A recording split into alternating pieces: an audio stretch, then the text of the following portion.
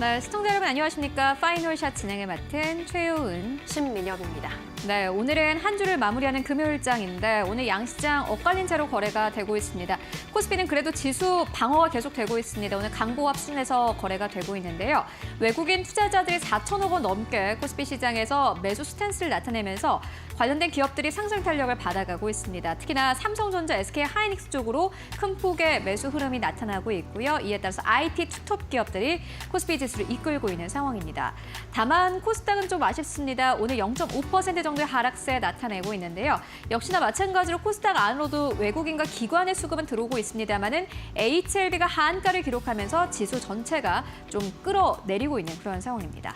네, 어제 6만 전자를 회복한 삼성전자, 그 상승의 연속성이 이어지고 있다는 점, 특히 외국인 수급이 유입되고 있다는 점 긍정적으로 보입니다. 오늘 하이닉스가 조금 더 강하긴 하지만 반도체 전반으로 매수세 유입이 되고 있고요. 소부장까지 온기가 전해지고 있습니다. 하지만 시장이 완연한 상승으로 돌아서기까지는 아직도 불확실성이 남아있는 것 같은데요. 금요일장 오늘도 저희와 끝까지 함께 하시면서 꼼꼼하게 정리해 보시고요. 다음 주 전략도 함께 세워보시죠. 네, 오늘도 준비했습니다. 시장 마감을 위한 마지막 한 방. 지금 출발할게요. 파이널샷.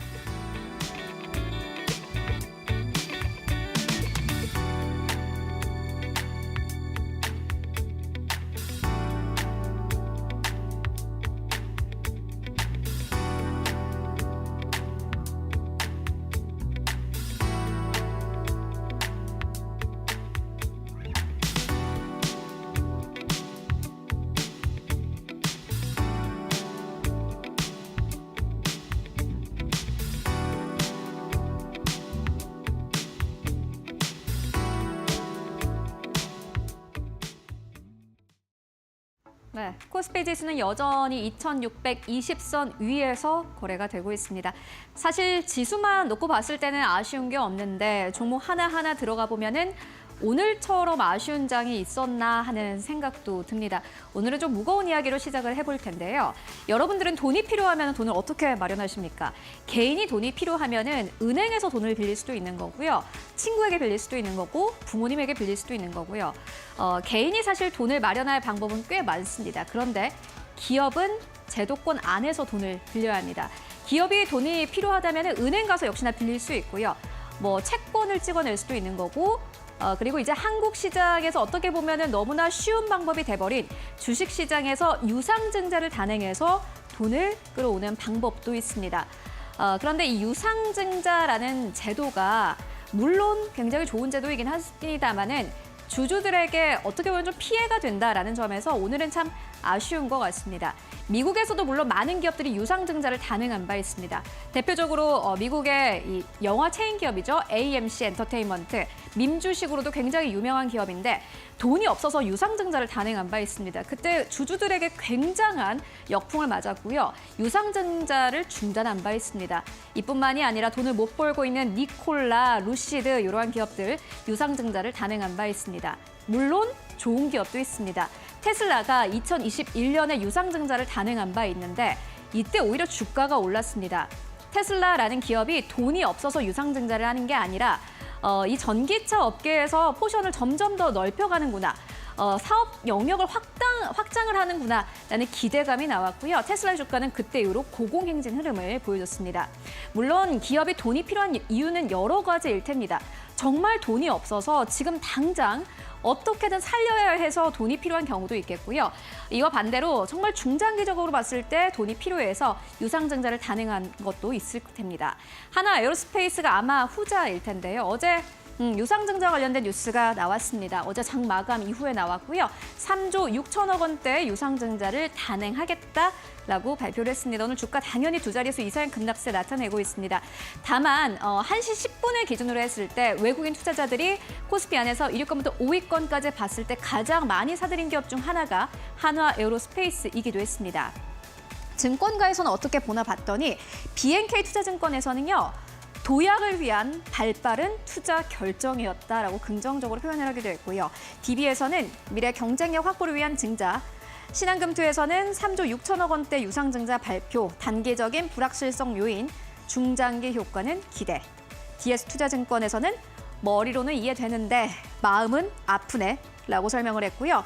IM증권에서는 필요한 투자, 불꽃 같은 자본 조달이다 라고 설명을 했습니다. 양가의 감정이 듭니다. 물론 중장기적인 성장을 봤을 때 이렇게 투자를 하는 건 맞는데 이렇게 주가가 고점인 상태에서 과연 유상증자를 이렇게 기습적으로 결정을 해야만 했을까 하는 아쉬움이 저도 듭니다. 어떤 내용이 있었을까요? 이어서 만나보시죠. 하나그룹이 지금까지 단행한 유상증자 가운데 역대 최대 규모였다고 하고요. 무려 국내 기업이 추진한 유상증자 가운데서도 가장 큰 규모의 금액이었다고 합니다.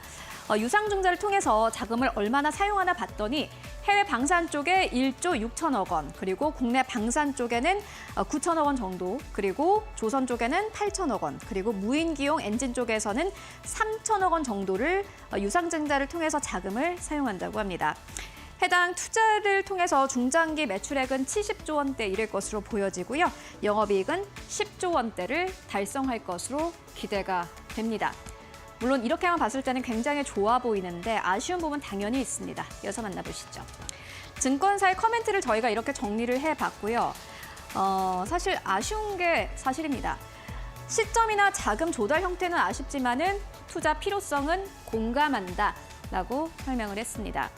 유례없는 재무장 시대이기 때문입니다. 지금 사실 방산 쪽에 많은 국가들이 돈을 쏟아붓고 있는 상황 속에서 한화 에어로스페이스가 앞으로 이 관련 사업을 크게 키우는 것은 물론 좋은데 과연 지금 이 시점이어야 했을까 하는 의문은 남고요. 두 번째입니다.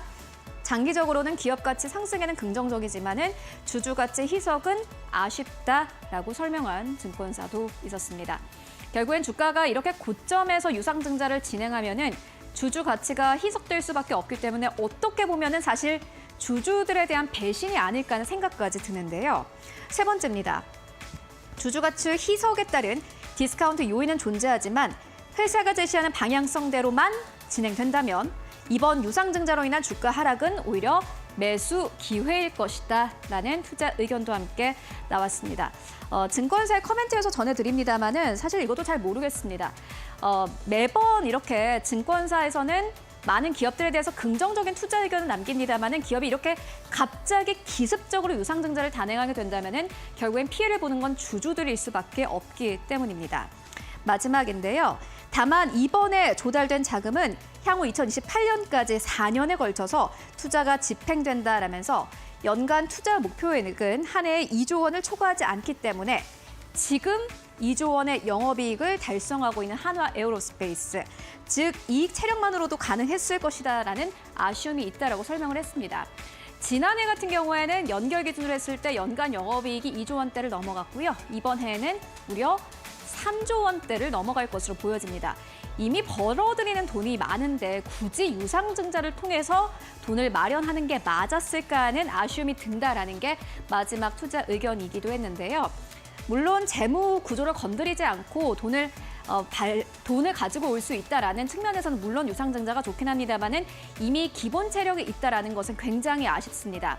대표적으로 삼성 SDI도 비슷할 텐데 삼성 SDI도 가지고 있는 자산 중에서 매각을 하면 분명히 그만한 돈을 가지고 올 수 있었습니다. 그런데 그 방법을 채택하지 않고 유상증자를 채택했다라는 것은 어떻게 보면 주주들에게는 기만일 수 있기 때문입니다.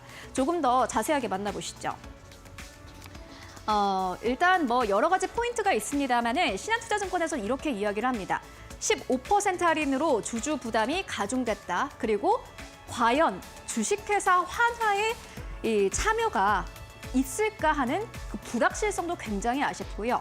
세 번째로는 앞서서 말씀드렸던 것처럼 실적이 증가하고 있는데 굳이 유상증자를 하는 이유가 무엇이냐라는 세 번째 포인트였고, 네 번째는 연초 대비 주가가 131% 넘게 오른 상황 속에서 고점으로 인식될 우려가 있다라는 투자 의견 나왔습니다. 너무너무 아쉬운 부분이고요. 오늘 주가 하락도 굉장히 아쉽습니다. 그런데 앞서서 만나보셨다시피 테슬라가 2021년에 유상증자를 단행했고 그 이후로 사업이 굉장히 순항하면서 주가 흐름도 좋았습니다.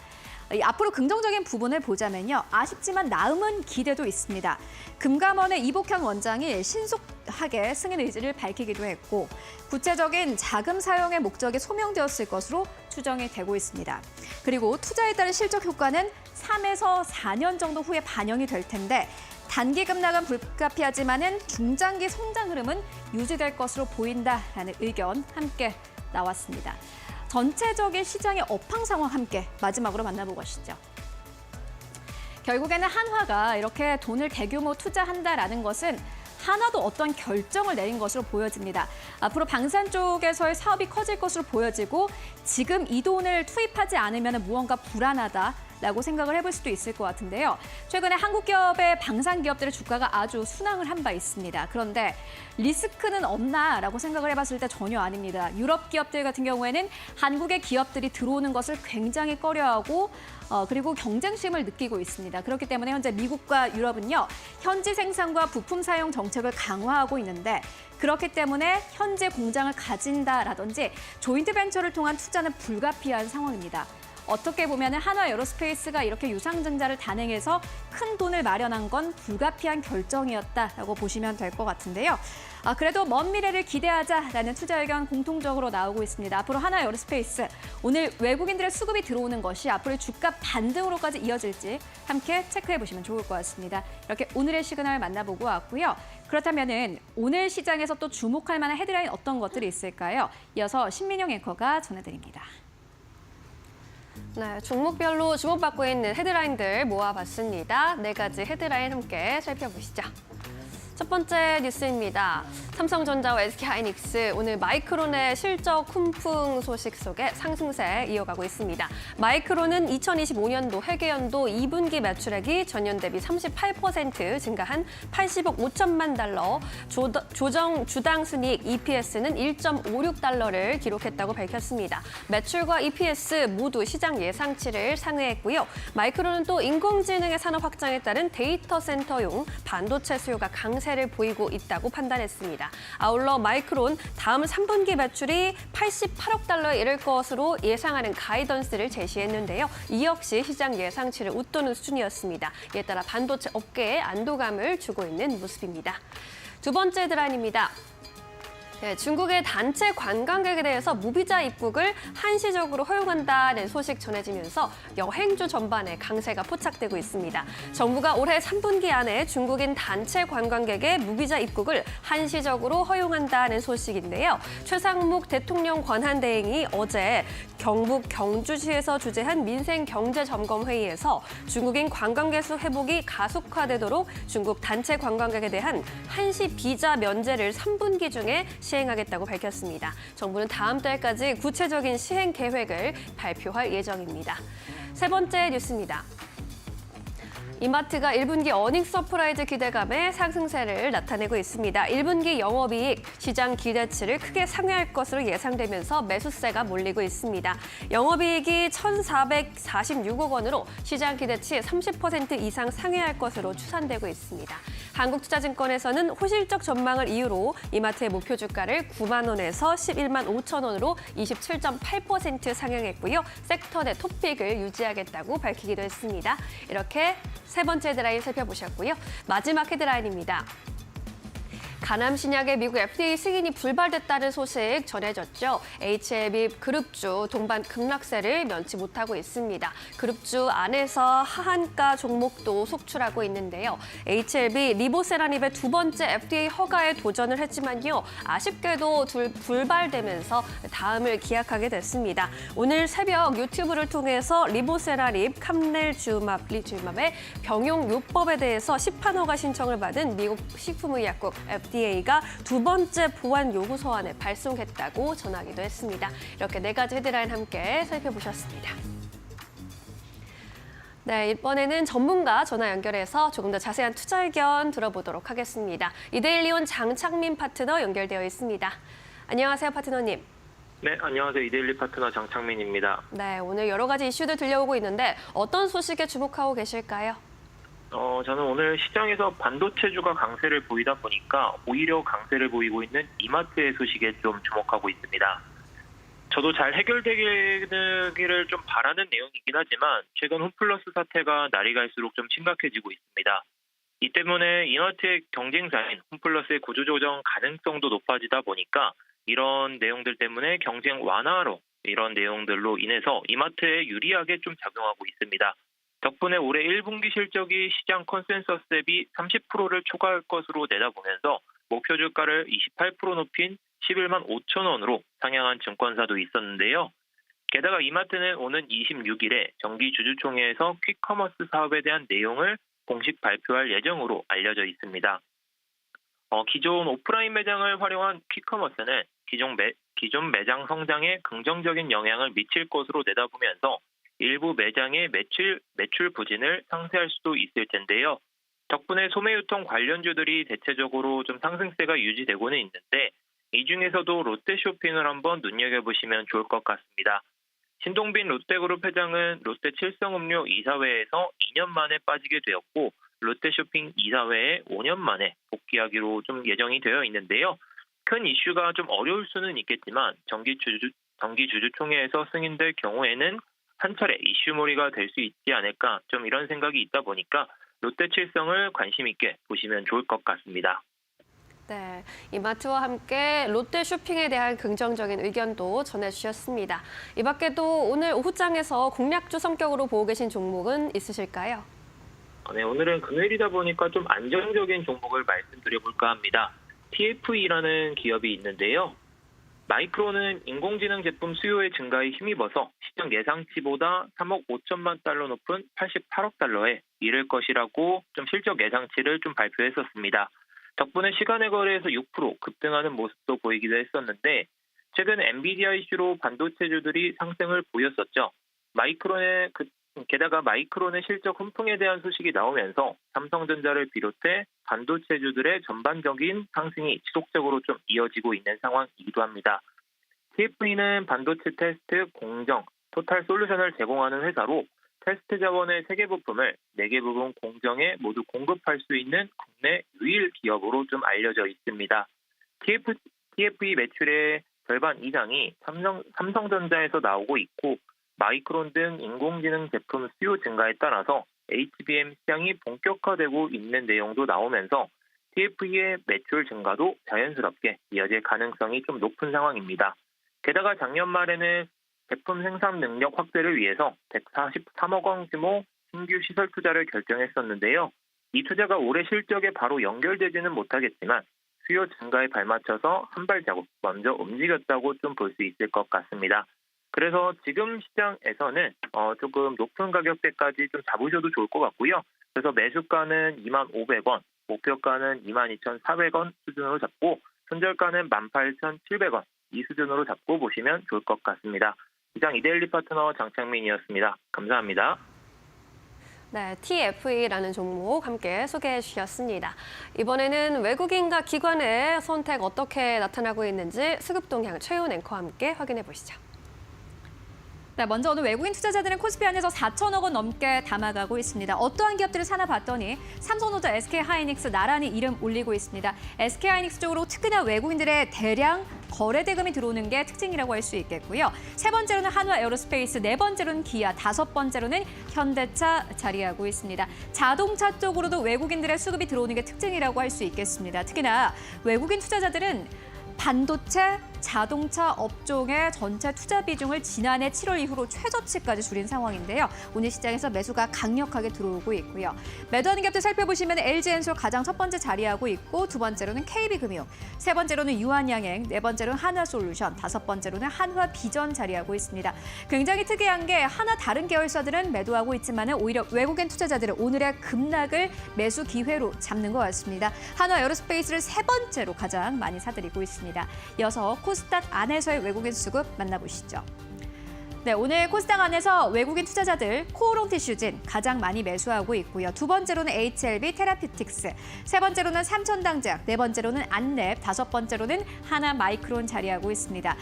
특히나 HLB가 임상 실패 소식을 알리기도 했는데 보니까 오늘 외국인 투자자들은 HLB 테라퓨틱스를 오히려 매수하는 흐름을 보여주고 있고요. 매도하는 기업들 살펴보시면 가장 첫 번째로는 실리콘2, 두 번째로는 JYP 엔터, 세 번째로는 알테오젠, 네 번째로는 테크윙, 다섯 번째로는 YC 자리하고 있습니다. 그렇다면 기관 투자자들이 현재 어떠한 기업을 사고 또 팔고 있을까요?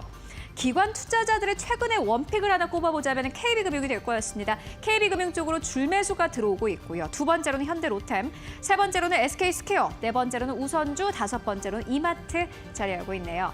매도하는 기업들 살펴보시면 가장 첫 번째로는 한화에어로스페이스, 두 번째로는 삼성전자, SK하이닉스, 그리고 네 번째로는 유한양행, 다섯 번째로는 한화 자리하고 있습니다. 그렇다면 코스닥 안에서의 기관 수급은 어떨까요? 네, 오늘 코스닥 안에서 기관 투자자들 하나마이크론을 가장 많이 매수하고 있고요. 두 번째로는 주성 엔지니어링입니다. 세 번째로는 심텍, 여전히 반도체 소부장 쪽으로 매수세 강력하게 들어오고 있습니다. 네 번째로는 파마리서치, 다섯 번째로는 실리콘투 자리하고 있고요. 매도하는 기업들 살펴보시면은 가장 첫 번째로는 HLB, 두 번째로는 신플랫폼, 세 번째로는 에코프로 BM, 네 번째로는 알테오젠, 다섯 번째로는 고영 자리하고 있습니다. 네, 지금까지 외국인 기관 수급 함께 살펴보고 왔습니다.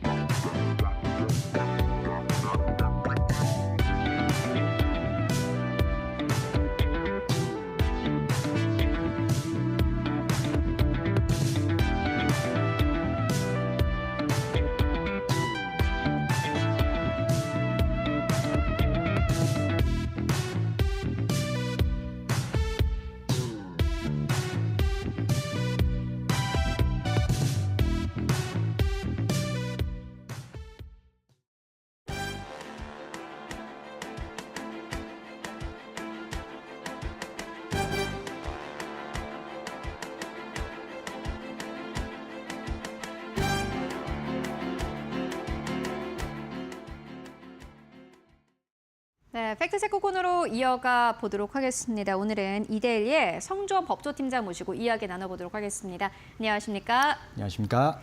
네, 오늘은 홈플러스 좀 이슈를 짚고 가도록 하겠습니다. 지난 4일에 대형마트 홈플러스가 기업 회생 절차를 신청하면서 사실 시장이 굉장히 좀 충격을 받았습니다. 홈플러스의 최대 주주인 MBK 파트너스, 국내 최대 사모펀드가 운영하는 기업이 이렇게 갑작스럽게 법정 관리에 들어간 이번 사태는요, 많은 투자자 그리고 소상공인들에게 큰 피해를 좀 안겨주고 있는 그러한 상황인데요. 오늘 전체적인 상황을 좀 짚고 가도록 하겠습니다. 먼저 MBK 파트너스가 어떤 회사인지부터 짚고 가도록 하겠습니다.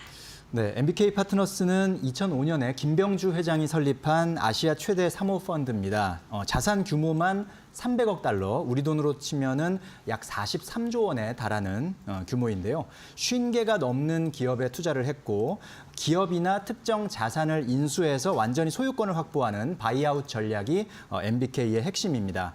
투자금을 모아서 펀드를 조성하고 그다음에 이를 통해서 기업을 인수한 뒤에 기업 가치를 높여서 매각함으로써 수익을 창출하는 그런 구조를 갖고 있습니다. 최근에 MBK는 금융권과 재계를 넘어서 법조계에서도 아주 태풍의 눈으로 떠올랐는데요. 여러분들 잘 아시겠지만 고려아연과 벌이고 있는 경영권 분쟁이 법적 다툼으로 비화된 그런 상황이고요. 여기에 이어서 홈플러스의 기업 회생 신청 사태까지 발생하면서 이 MBK의 경영 방식에 대해서 좀 의문이 제기되기도 하고 있습니다. 특히 홈플러스가 회생 신청 직전까지 단기 채권을 발행한 것이 알려지면서 MBK의 책임론이 또 부각되는 그런 상황인데요. 이로 인해서 금융감독원의 조사가 시작됐고 또 국세청도 MBK에 대한 특별 세무조사에 착수했습니다. 그렇다면은 이번에 홈플러스의 회생 신청 과정의 문제점을 꼽아본다면은 어떤 것들이 있습니까? 네, 홈플러스는 지난 3월 4일이죠. 서울회생법원에 4일이 되자마자 바로 기업 회생 절차를 신청했고 법원은 신청 11시간 만에 회생 개시 결정을 내렸습니다. 문제는 홈플러스가 회생 신청 직전까지 단기 채권을 발행했다는 점을 많은 언론들에서 지금 짚고 있는 상황인데요. 홈플러스는 회생 신청 전까지 약 6천억 원 규모의 단기 금융 채권을 판매했습니다. 이 가운데 자산 유동화 전자 단기 사채 ABS-TB라고 하는데요. 이것이 한 4천억 원 정도, 그리고 기업 어음과 전자 단기 사채가 한 1,900억 원 정도에 달하는 그런 상황입니다.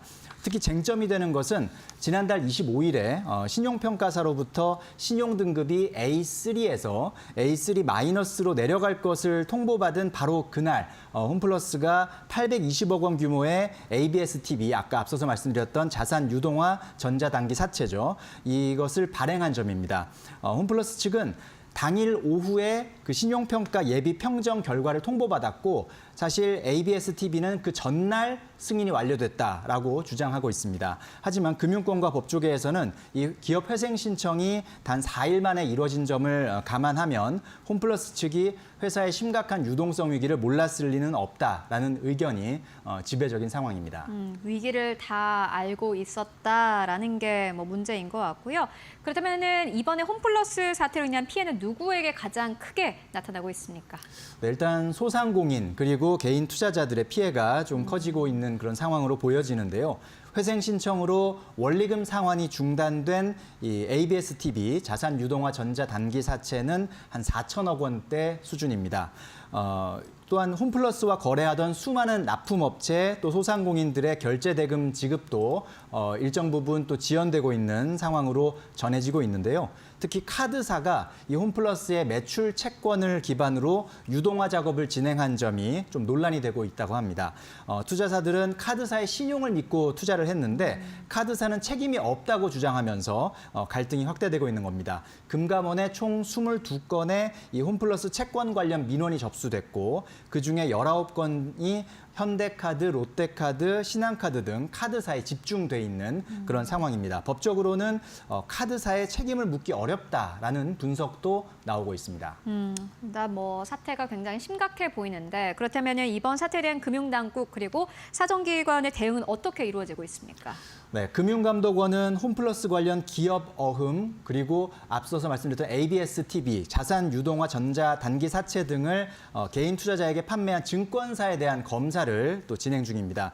지난 13일에는 이 기업 어흠 인수 증권사인 신영증권 그리고 한국신용평가, 한국기업평가에 대한 현장 검사에 나섰고요. 또 19일 그러니까 그저께죠. 19일에는 MBK 파트너스에 대한 검사에도 착수했습니다. 금감원이 이렇게 국내 사모펀드를 검사하는 것은 이번이 처음입니다. 금감원 조사의 쟁점은 MBK와 증권사가 이런 어음이나 채권을 팔면서 신용등급이 강등될 것을 사전에 인지했는지 그리고 회생 신청 계획을 미리 세웠는지 이런 부분에 있습니다. 이복형 금감원장은 이 부원장급이 이끄는 별도 팀을 꾸려서 MBK 검사를 진행할 계획이라고 밝혔고요. 그 검사 범위는 MBK의 홈플러스 신용등급 하락 인지 시점 그리고 회생 신청 계획 시기 또 전자단기사채 발행 판매 과정에서의 부정거래 의혹 이런 것들을 포함한다고 밝혔습니다. 또 국세청도 MBK에 대한 특별 세무조사에 착수했는데요. 서울지방국세청 조사 4국, 일명 재계 저승사자로 불리는 이 조사 4국에서 MBK의 인수합병 또 매각 등 여러 가지 거래들을 조사 대상에 놓고 전반적인 자금 흐름을 들여다볼 것으로 알려졌습니다. 네, 그렇다면은 회사 측 MBK 측 그리고 김병주 회장은 어떻게 대응하고 있는지도 궁금합니다. 네, 일단 김병주 회장은 사죄를 출연하겠다라고 밝히면서 특히 어려움이 예상되는 소상공인 거래처에 신속히 결제 대금을 지급할 수 있도록 재정 지원을 마련하겠다라고 밝혔는데요. 김광일 MBK 부회장은 국회 현안 질의에 출석해서 이와 관련해서 홈플러스와 그 규모와 시기를 논의 중이다 이렇게 말하기도 했습니다. 법조계에서는 이번 사태가 검찰 수사와 재판으로도 번질 수 있을 것으로 보고 있는데요. 김 회장과 MBK가 선제적으로 대응하는 것이 아니냐는 분석을 내놓고 있습니다. 그러니까 법조계에서는 이 같은 판단, 김병주 회장의 사죄 출연 언급 이런 것들이 좀 정무적인 판단으로 보인다라는 언급도 하고 있고요. 홈플러스 사태가 어떻게 수습되는지에 따라서 결국은 경영진에게 형사적 책임을 물어야 한다는 여론이 형성될 수 있기 때문에 이를 고려해서 선제적으로 판단을 내린 것 같다라는 그런 분석들이 나오고 있습니다. 네, 일단 MBK와 김병주 회장도 역시나 마찬가지로 적극적으로 대응을 하고 있는 것으로 보여지고요. 그렇다면 다시 본질로 돌아가서 홈플러스 사태가 사실 이번에 이렇게 말이 많이 나오는 게 과거 동양그룹 그리고 LIG건설의 기업 어음 사기 발행 사건과 유사하다 이렇게 보는 시선도 있더라고요. 네, 어떤 맞습니다. 게 좀 유사합니까? 예, 법조계에서 이제 관련한 지적들이 조금 나오고 있는데요. 동양그룹은 상환 능력을 상실했는데도 2013년에 동양증권을 통해서 약 1조 3천억 원 규모의 계열사 기업어음 그리고 회사채를 개인 투자자들에게 판매를 했습니다. 당시 동양그룹 내부에서는 유동성 위기에 따른 회생 신청을 고민하고 있었던 것으로 드러나기도 했는데요. 그러니까 이런 상황들, 회생 신청을 고민하고 있는 상황에서 뭐 기업 어음이나 회사채를 판매한 부분, 이런 부분이 좀 유사한 부분으로 해석될 수 있는 상황이고요. LIG건설 같은 경우는 2011년에 기업 회생 절차를 신청하기 전까지 2,150억 원 규모의 기업어음을 발행했고 또 회생 신청을 열흘 앞둔 시점까지도 역시 기업어음을 발행했다는 점, 이런 점들도 역시 이번 홈플러스 사태와 좀 비슷한 상황이 아니냐라는 지적들이 나오고 있습니다. 두 사례 모두 보면은 경영진들이 형사처벌을 받았습니다. 현재현 당시 동양그룹 회장이 특경법상 사기 및 업무상 배임 혐의로 징역 7년을 선고받았고요. LIG건설의 구본상 전 부회장은 징역 4년을 선고받은 바 있습니다. 뭐 사실 알고도 어떻게 보면은 진행을 했다라는 것은 유사한 것으로 보이고요. 그렇다면 홈플러스 회생 절차는 어떻게 진행되고 있는지 듣고 가도록 하겠습니다. 네, 서울회생법원이 최근에 이제 홈플러스의 요청에 따라서 채권자 목록 제출 기간을 좀 연장하는 그런 결정을 내렸습니다. 이것은 뭐냐면 홈플러스 측에서 채무자 회사의 그 회생 채권자가 다수, 그러니까 채권자가 너무나 많고 그다음에 지금 현재 상거래 채권에 대한 조기 변제 절차가 진행 중인 상황에서 회생 채권자가 계속 변동하고 있다. 그래서 이 채권자 목록을 작성하는 데 있어서 시간이 조금 더 필요하다라고 해서 이 제출 기한을 좀 연장해달라고 요청을 했는데 그에 대해서 법원이 홈플러스 측의 요청 이유가 좀 타당하다고 인정을 하고 그걸 좀 받아들였습니다. 그래서 채권자 목록 제출 기한을 좀 연장해줬고 그에 따라서 뭐 채권 신고 기간이나 뭐 채권 조사 기간이나 조사 보고서 제출 기한, 또 회생 계획안 제출 기한 이런 것들이 같이 순차적으로 또 연장이 다 됐습니다. 또 법원은 구조조정 담당 임원을 새로 또 위촉하기도 했는데 왜냐하면 기존의 경영자 관리인을 효과적으로 견제하기 위한 그런 방안이기도 하고요. 또 기업 회생의 촉진 그리고 회생 절차의 공정성과 투명성을 제고하기 위해서 메리츠 캐피탈 임원 출신인 김창영 씨를 이 홈플러스 사태 구조조정 담당 임원으로 위촉을 했습니다. 그렇다면은 이제 이번 홈플러스 사태가 또 전체적으로 금융시장에 미칠 영향도 궁금한데요.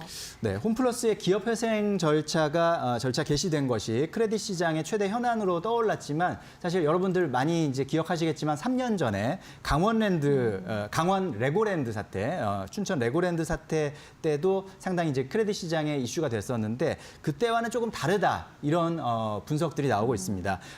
실제로 홈플러스 기업 회생 절차 신청 전후에 그런 단기 자금 시장 금리를 조금 비교를 해보면 오히려 시장 금리가 소폭 내린 것으로 나타나기도 했습니다. 그러니까 강원도 그 레고랜드 사태 때와는 조금은 다르다. 그때보다는 충격이 좀 크지 않은 것 같다라는 그런 분석들이 나오고 있고요. 이것은 홈플러스의 금융 채무액이 약 5,600억 원 규모에 달하는데 자본시장에 대한 접근성 자체가 그렇게 높지 않기 때문이다라고 이제 풀이가 되는 부분이기도 합니다. 또한 취약 업종 내 개별 기업 문제에 국한돼 있기 때문에 이런 것들이 파급 효과가 조금 적은 것이 아니냐 이렇게 분석하는 그런 의견도 있고요. 다만 이번 사태로 인해서 금융당국이 이런 특수목적법인 SPC를 활용한 유동화 거래에 대한 감독을 강화할 가능성 이런 것들이 제기되고 있는 상황입니다. 업종 내로 크게 영향을 미칠 가능성은 적지만은 그래도 앞으로 뭔가 이 SPC와 관련된 감독이 강화될 수 있다라고 의견 주셨습니다. 지금까지 이데일리의 성주원 법조팀장과 함께 이야기 나눠봤습니다. 말씀 고맙습니다. 고맙습니다.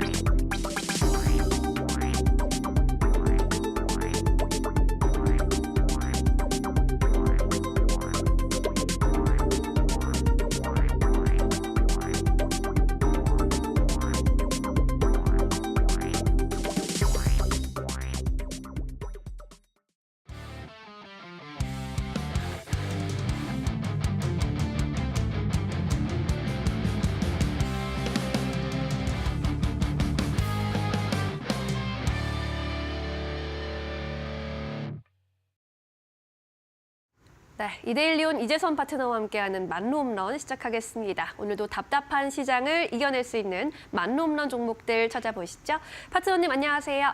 네, 안녕하세요. 네, 반갑습니다. 금요일입니다. 오늘 금요일장인데 이제 5거래일째 거래소 쪽에 외국인의 수급 유입되고 있다는 점 특징적으로 볼 수 있겠는데요. 오늘 시장 판세 어떻게 읽어볼까요?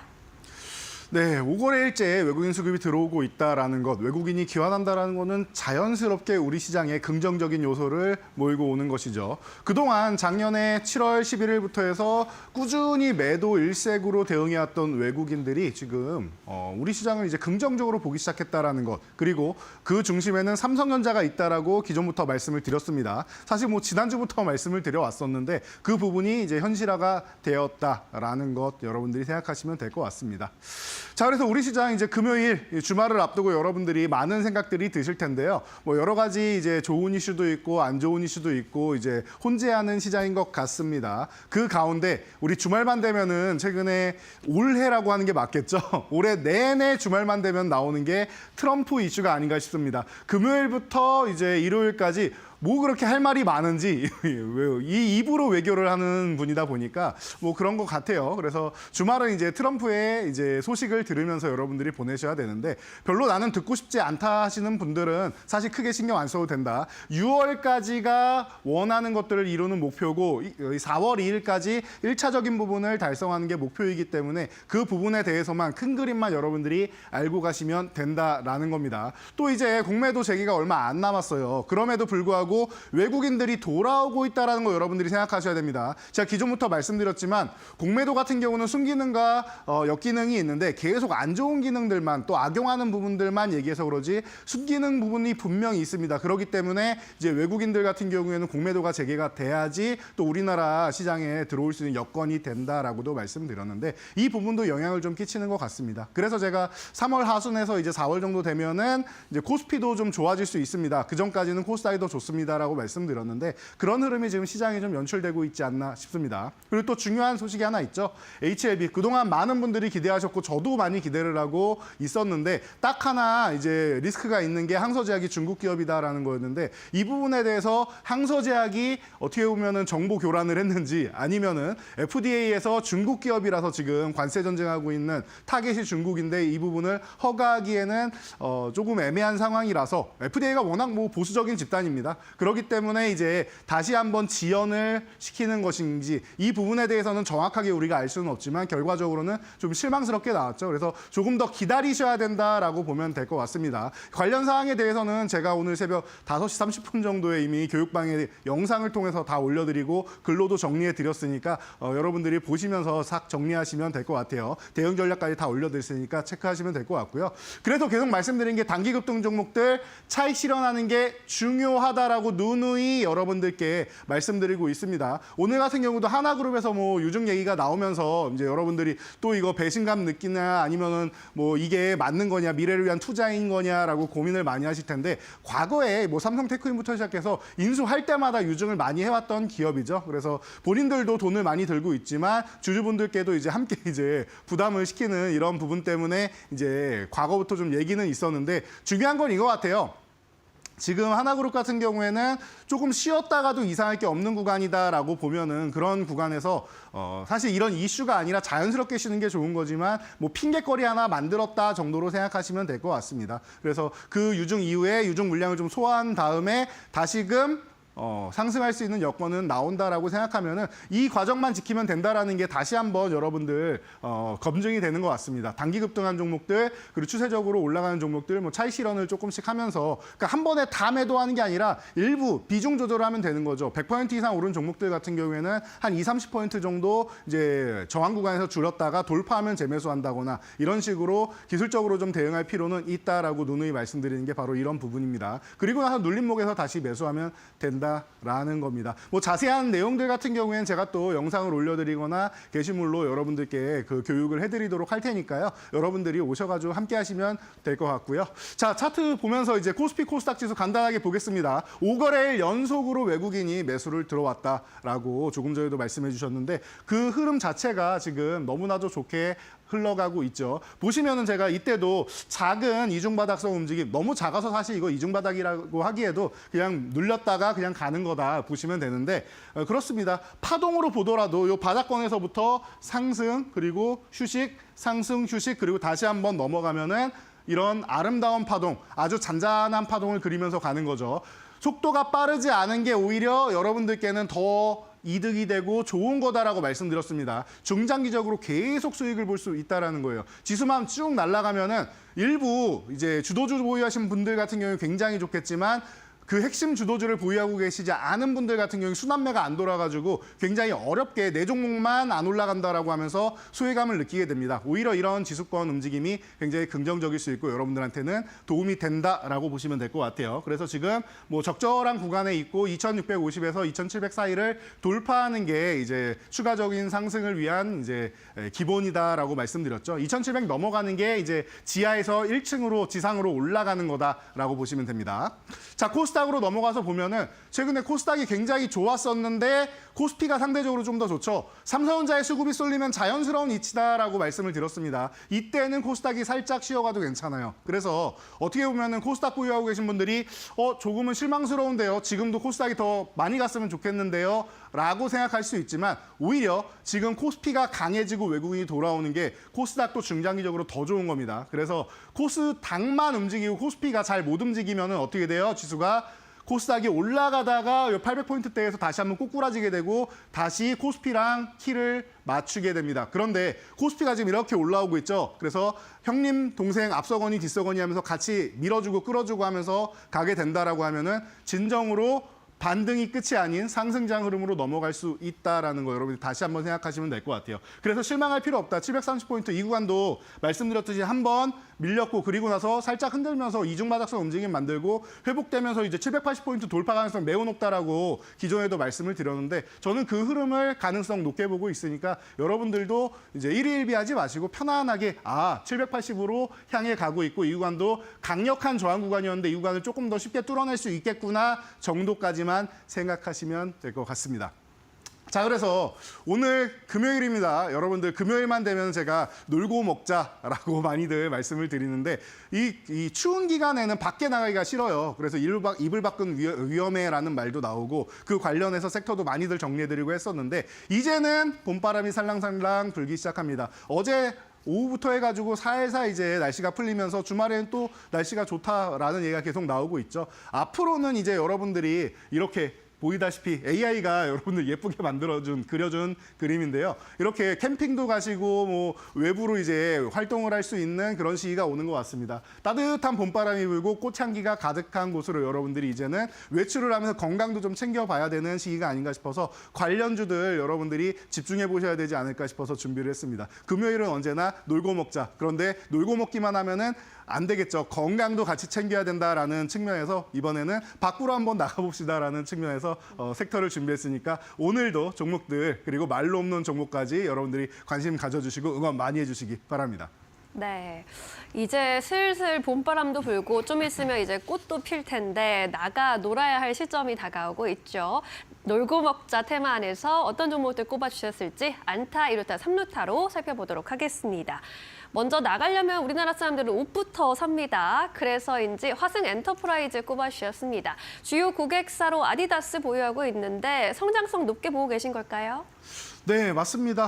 화승 엔터프라이즈 다른 OEM 기업들보다 어떻게 보면은 조금 약할 수 있다. 대표적으로 뭐 한세실업 영업무역 같은 경우보다 좀 약할 수 있다. 사이즈 측면에서는 좀 작은 거 아니냐라고 생각할 수 있는데 꼭 그렇지도 않습니다. 지금 말씀하신 대로 아디다스의 실적이 굉장히 반영이 잘 되고 있습니다. 한동안 조금 주춤했었는데 역시 트렌드를 숫자로 증명하는 기업답게 아디다스 껑충하고 뛰어오르고 있죠. 그와 함께 화승 엔터프라이즈 같은 경우도 함께 움직이기 시작한다라는 거 여러분들이 생각하시면 될 것 같습니다. 그러다 보니까 여러분들 또 편안하게 보실 수 있는 것 같아요. 2026년에는 이제 매출을 2조 원까지 달성한다라고 해요. 그러면은 상대적으로 기존에는 좀 작았지만 이제는 작은 기업이라고 할 수 없을 것 같습니다. 이제 든든한 기업이 되고 안타 종목으로서 우리가 항상 비중도 좀 적절히 좀 가져갈 수 있고 그리고 좀 안정적으로 이제 편안하게 올라갈 수 있는 기업들 많이 본다라고 말씀드렸는데 그런 측면에서는 제가 볼 때 지금 의류 OEM 기업 중에서는 탑픽 종목이 아닌가 싶어서 여러분들께 안타 종목으로 소개해드리고 있습니다. 지금 워낙 저평가 구간이라서 PER이 5.46배인데 제가 이 PBR 같은 경우 말씀드리는 이런 종목들 같은 경우에는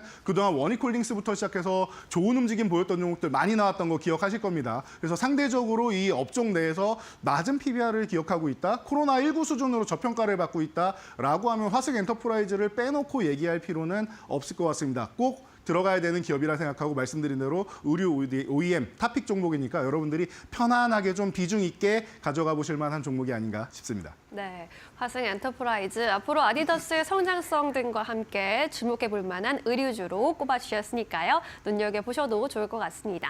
이제 1루타 종목으로 넘어가겠습니다. PN풍년 꼽아주셨는데 저에게는 조금 생소하게 느껴지는 종목이에요. 캠핑 용품 등을 취급하고 있는 회사인가요? 네, 맞습니다. 뭐 캠핑용 이제 조리 도구라고 생각하시면 되겠죠. 코펠이나 이런 부분을 생산하는 업체인데요. 사실 제 기억 속에는 어릴 때 집에서 이제 음식을 하실 때 압력솥이 있습니다. 이 압력솥을 봤을 때 이제 PM풍년이라고 이제 상표가 붙어 있던 게 기억나는데요. 굉장히 오래된 이제 압력솥인데도 불구하고 아직도 저희 집에서는 사용을 하고 계십니다. 그럴 정도로 이제 이런 캠핑용 조리 도구, 코펠이나 이런 부분에 대해서는 이제 일가견이 있는 기업이다, 전통 있는 기업이다라고 여러분들이 생각하시면 될 거고요. 그래서 주부분들이 좀 많이 알고 계실 것 같아요. 자, 캠핑용 주방용품이 이제 캠키 코펠을 개발을 해서 출시를 했는데 이게 국내 디자인상은 물론이고요. 글로벌 이제 3대 이제 디자인 어워드라고 할 수 있는 IF 디자인 어워드에서 이제 본상을 수상을 했습니다. 오타가 있네요. 2025년입니다. 네, 그래서 이제 본상을 수상하고 이런 디자인적으로도 좀 멋지게 요즘 같은 경우에는 이제 과거의 실용성만 보던 거를 떠나서 이제 좀 예쁘게 나와야 되죠. 그래서 이런 디자인도 확실하게 보고 그래야지 주변 사람들이랑 캠핑 갔을 때도 옆에 있는 이제 사람들이랑 볼 때 우리가 좀 더 예쁘게 하고 있다라고 하면서 사진 찍는 것도 좋고 아까 처음에 사진 보셨듯이 산이나 이런 곳에서 캠핑하면서 이제 사진 예쁘게 찍어서 남기는 것도 또 하나의 추억 아니겠습니까? 그런 측면에서 굉장히 이제 도드라진 이제 성장을 보이고 있는 기업이 아닌가 싶습니다. 그래서 캠핑용 압력솥 그리고 또 이제 가열식 가습기 같은 경우 이제 추가적으로 이제 외형 성장을 하면서 사업을 확장해 나가고 있기 때문에 이런 측면에서 꾸준하게 좀 올라갈 수 있는 기업이 아닌가 싶어요. 그래서 작년에 실적이 살짝 저점을 찍었는데 다시 한번 또 반등하는 기회로 나올 수 있는 것이고 이번 봄부터 해가지고 또 한 번 이제 날아오를 수 있는 이런 구간이 왔으니까 여러분들이 PM풍년 뭐 편안하게 2루타 종목으로 치고 빠지는 형식으로 보시면 좋을 것 같아요. 사이즈는 좀 작기 때문에 계속 들고 가기보다는 이제 한번 들어가서 이제 한번 수익 차익 실현 한번 하고 저항 구간에서 좀 줄였다가 다시 재매수하고 하는 방식으로 트레이딩 관점으로 보면 좋은 종목. 제가 보통 2루타 종목 중에 이런 종목들 많이 소개해드리는데 그 중심에 또 바로 PM풍년이 자리 잡고 있지 않을까 싶으니까요. 이 종목도 여러분들 단기 트레이딩 좋아하시는 분들 관심 가져보시기 바랍니다. 네, PN풍년의 경우에는 단기적인 트레이딩 관점에서 볼 수 있다라고 2루타 종목으로 살펴주셨습니다. 이번에는 조금 더 장타를 기대해 볼 수 있는 3루타 종목으로 넘어가 보도록 하겠습니다. 아웃도어 기업인 감성 코퍼레이션 꼽아주셨습니다. 이 기업은 스노우피크 어페럴이라는 브랜드 보유하고 있는데 실적 잘 나왔다는 얘기도 들려오더라고요. 3루타로 꼽아주신 이유 뭘까요? 네, 말씀하신 대로 스노우피크 저보다 어떻게 보면 지금 잘 조사를 해오시고 잘 알고 계시는 것 같은데요.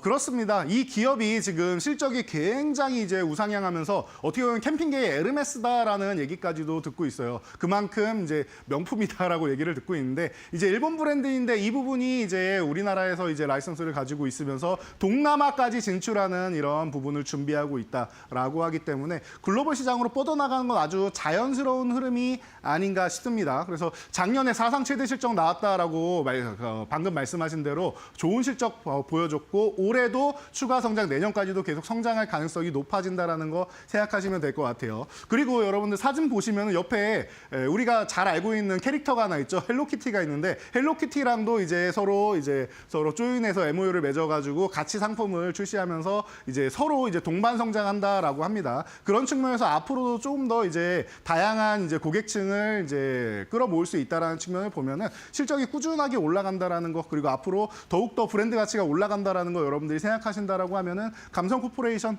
지금도 여러분들이 보셔야 되는 종목이 아닌가 싶습니다. 항상 호타준족의 3루타로 여러분들께 소개해드리죠. 그런 종목에 딱 걸맞는 숫자도 지키고 성장도 하는 기업이 아닌가 싶으니까 여러분들 응원 많이 해주시기 바랍니다. 네, 삼루타 종목으로 감성 코퍼레이션 꼽아주셨습니다. 오늘 코스닥 지수가 부진한 가운데에서도 이 종목 6% 넘게 오르면서 시세 뿜어주고 있다는 점까지 함께 체크해 보시죠. 이렇게 오늘의 세 가지 종목 먼저 체크해 봤고요. 이번에는 그동안의 말로 없는 종목들 어떻게 운용되고 있는지 수익률 한번 체크해 보고 가시죠. 네, 그동안의 말로 없는 종목들, 상위권 종목들이 조금씩 수익률 개선하면서 움직이는 것 정도 외에는 큰 순위 변동은 지금은 없습니다. 지금 시장 자체가 그런 시장이라서 그런데 이게 아마 제가 볼 때는 공매도 재개되고 4월 되면은 아마 또 대형 지각 변동이 나올 수 있으니까 그 부분도 여러분들 기대해 주시면 될 것 같고요. 특히 지금 원익홀딩스 같은 경우가 지금 고점 부근에 자꾸 치고 올라오면서 110%에서 올라와서 순위를 바꾸고 싶어서 노력을 많이 하는 것 같아요. 여기서 다시 한번 조정을 받고 움직일지 한번 시원하게 움직여서 순위를 한번 대격변을 만들어 놓고 이제 다시 한번 쉴지 이 부분이 좀 관건이 될 것 같고요. SKC나 이런 부분 다시 올라오는 거 체크되실 거고 다음 페이지로 넘어가면은 이 다음 페이지는 이제 50% 아래 종목들 굉장히 이제 활발하게 순위 싸움하고 있고 1차 목표치 달성하고 쉬고 있다라고 말씀을 드렸었는데요. 그런 것 같아요. 오늘도 1차 목표치를 달성한 종목이 있어요. 여러분들이 지금 수급이 다 삼성전자로 쏠려 들어가니까 그리고 공매도 재개되니까 내 종목은 불안한 거 아니냐라고 생각하시는 분들 많으실 텐데요. 그렇지 않다라고 했습니다. 제가 지난주에 소캔 관련주 설명드렸었는데 그때 설명드렸던 이제 말로 없는 종목이 오늘 1차 목표치를 달성했습니다. 다음 페이지로 넘어가서 여러분 체크해 보시면은 바로 TLB입니다. 자, 이 종목이 지금 한 열흘 정도 됐죠. 열흘 정도 됐는데 자, 지난주에 이제는 SK하이닉스가 아니라 삼성전자에 관심을 가질 타이밍입니다라고 하면서 안타 종목으로 묵직하게 들고 가보셔요라고 말씀드렸고 그리고 TLB 같은 경우 말로 없는 종목으로 소개해드렸습니다. 심텍과 TLB가 핵심이다. 기판 쪽으로 해서 초반에 관심 가질 수 있는 소캔 관련주는 이쪽이다라고 말씀을 드렸는데 사실 관련주가 많기는 합니다. 기존에 메모리 시장에 있던 업체들이 많이들 뛰어들다 보니까 확정된 기업이 없어서 그런 건지 기술력을 갖춘 기업들은 굉장히 많습니다. 그럼에도 불구하고 TLB 우선적으로 뽑았는데 여러분들 지금 확인되시죠? 한 차례 살짝 올라왔다가 눌림목 만들고 그리고 나서 멋지게 올라오는 모습입니다. 지금 1차 목표치는 도달을 해서 돌파를 해 있는 상황이고 2차 목표치 향해 달려가다가 윗꼬리를 살짝 달고 있는데 오늘 이제 마감까지 해서 22, 3% 정도 유지하다가 상한가를 들어가느냐 아니면 못 들어가느냐 이 싸움에 놓여 있는 종목입니다. 눌려도 놀라지 마세요. 22,500원 전후 구간에 있으면 되고요. 만약에 이걸 이탈한다라고 하면 오히려 신규 매수자들 매수 못 하셨다라고 하면은 다시 한번 매수할 수 있는 타이밍, 기존 보유자들 내가 조금 덜 샀다. 나는 조금밖에 못 샀는데 바로 날라갔다라고 하시는 분들 같은 경우는 물량을 늘릴 수 있는 기회가 됩니다. 22,500원 부근이면은 괜찮고요. 아래면 더 좋은 가격이다 보시면 될 것 같고요. 만약에 그냥 올라간다라고 하면 보유자의 영역이다 생각하고 조정을 기다리셔야 됩니다. 그 조정 눌림목 구간 어디 나온지는 제가 항상 교육해 드릴 테니까요. 함께 여러분들 보시면서 TLB 말로 홈런까지 더 많은 응원 해주시면 감사드리도록 하겠습니다. 네, TLB 이렇게 선정해 주신 지 얼마 지나지 않아서 또 이렇게 1차 목표가를 달성해 버렸습니다. 오늘 이제 하이라이트 종목만을 남겨두고 있는데 이제 날씨가 따뜻해지고 있고 또 바깥 활동 많아지니까 의류주 받고 캠핑 관련주 함께 살펴봤습니다. 그럼 이제 어떤 섹터를 좀 집중해서 우리가 밖에 나가게 된다면 보는 게 좋겠습니까? 어떤 종목 골라보셨을까요? 네, 이제 봄이 되니까 이제 주변에 이제 골프 치러 가신다는 분들이 좀 많이 나오고 있습니다. 그래서 올해 필드 나가시는 분들도 많고 한데 여러분들도 이제 좋아하시는 분들이 많지 않을까 싶어요. 그러면은 필드 나가기 전에 몸은 좀 풀고 가야 되지 않을까 싶어요. 그래서 스크린 골프 가시는 분들 꽤나 많으시죠. 그러다 보니까 이제 골프존 같은 경우가 코로나 때 피크를 맞이하고 그리고 나서 조금 저조해졌었는데 최근에는 이제 이런 이제 매출 총 이익률도 개선하고 하면서 긍정적인 요소를 다시 한번 만들기 시작하고 있습니다. 그러면서 가맹 점수 같은 경우는 계속 늘어나고 있다라고 해요. 여러분들도 주변에 보시면은 없던 곳에 자꾸 이렇게 스크린 골프장이 많이 생기고 또 골프존 관련된 이런 업체들이 많이 들어가고 그리고 우리 이제 피트니스 센터 같은 데 가면은 골프존에 이제 기기들이 많이 들어가서 연습을 하고 있는 거 보실 수 있을 겁니다. 그런 측면에서는 매출액은 감소했다라고 해도 이런 이익률 개선된다라는 측면이 올해부터 이제 이게 발현이 된다라고 된다라고 하면은 제가 볼 때는 실적도 다시 한번 턴할 수 있는 실적 턴어라운드 구간이 아니겠느냐라고 보고 있습니다. 그러면서 이제 그 주주 친화 정책을 꾸준히 하고 있죠. 그러다 보니까 이제 1주당 4,000원에 배당을 하는데 이게 6%가 넘습니다. 과거부터 이제 주주 환원율이 좀 높은 기업이에요. 그래서 전체적으로 뭐 자사주 매입도 하고 여러 가지 측면을 하면서 50%를 넘기고 있습니다. 지금 56% 정도 된다라고 나오고 있는데 이제 주주 환원율 같은 경우도 높고 밸류업에도 해당되는데 제가 3월 하순에서 4월에는 밸류업 관련주들도 볼만합니다라고 말씀드렸는데 그 부분도 해당되는 종목인 것 같습니다. 그래서 좀 편안하게 보시고요. 가격 전략 간단하게 드리도록 할게요. 지금 오늘 65,000원 살짝 건드리고 장중에 좀 눌려 있었는데 편안합니다. 65,000원 탈환하면은 이제 제일 좋은 거고요. 65,000원 아래서는 그냥 모아가시면 됩니다. 62,500원 아래면 정말 좋은데 조금 올라와 있다 보시면 되고요. 1차 목표치 85,000원, 2차 목표치 95,000원, 6만 원 이탈하면 리스크 관리 한번 하고 회복될 때 다시 매수한다라는 전략 취하시면은 깔끔하게 여러분들 이제 좋은 전략 취할 수 있으니까 많이 응원해 주시기 바랍니다. 네, 오늘의 만루홈런 종목은 골프조드로 또 선정을 해주셨습니다. 라운딩 가기 전에 연습 열심히 하시는 분들 이 종목도 주시해 보시죠. 오늘 말씀 여기까지 드릴게요. 다음 주에 뵙겠습니다. 고맙습니다. 감사합니다.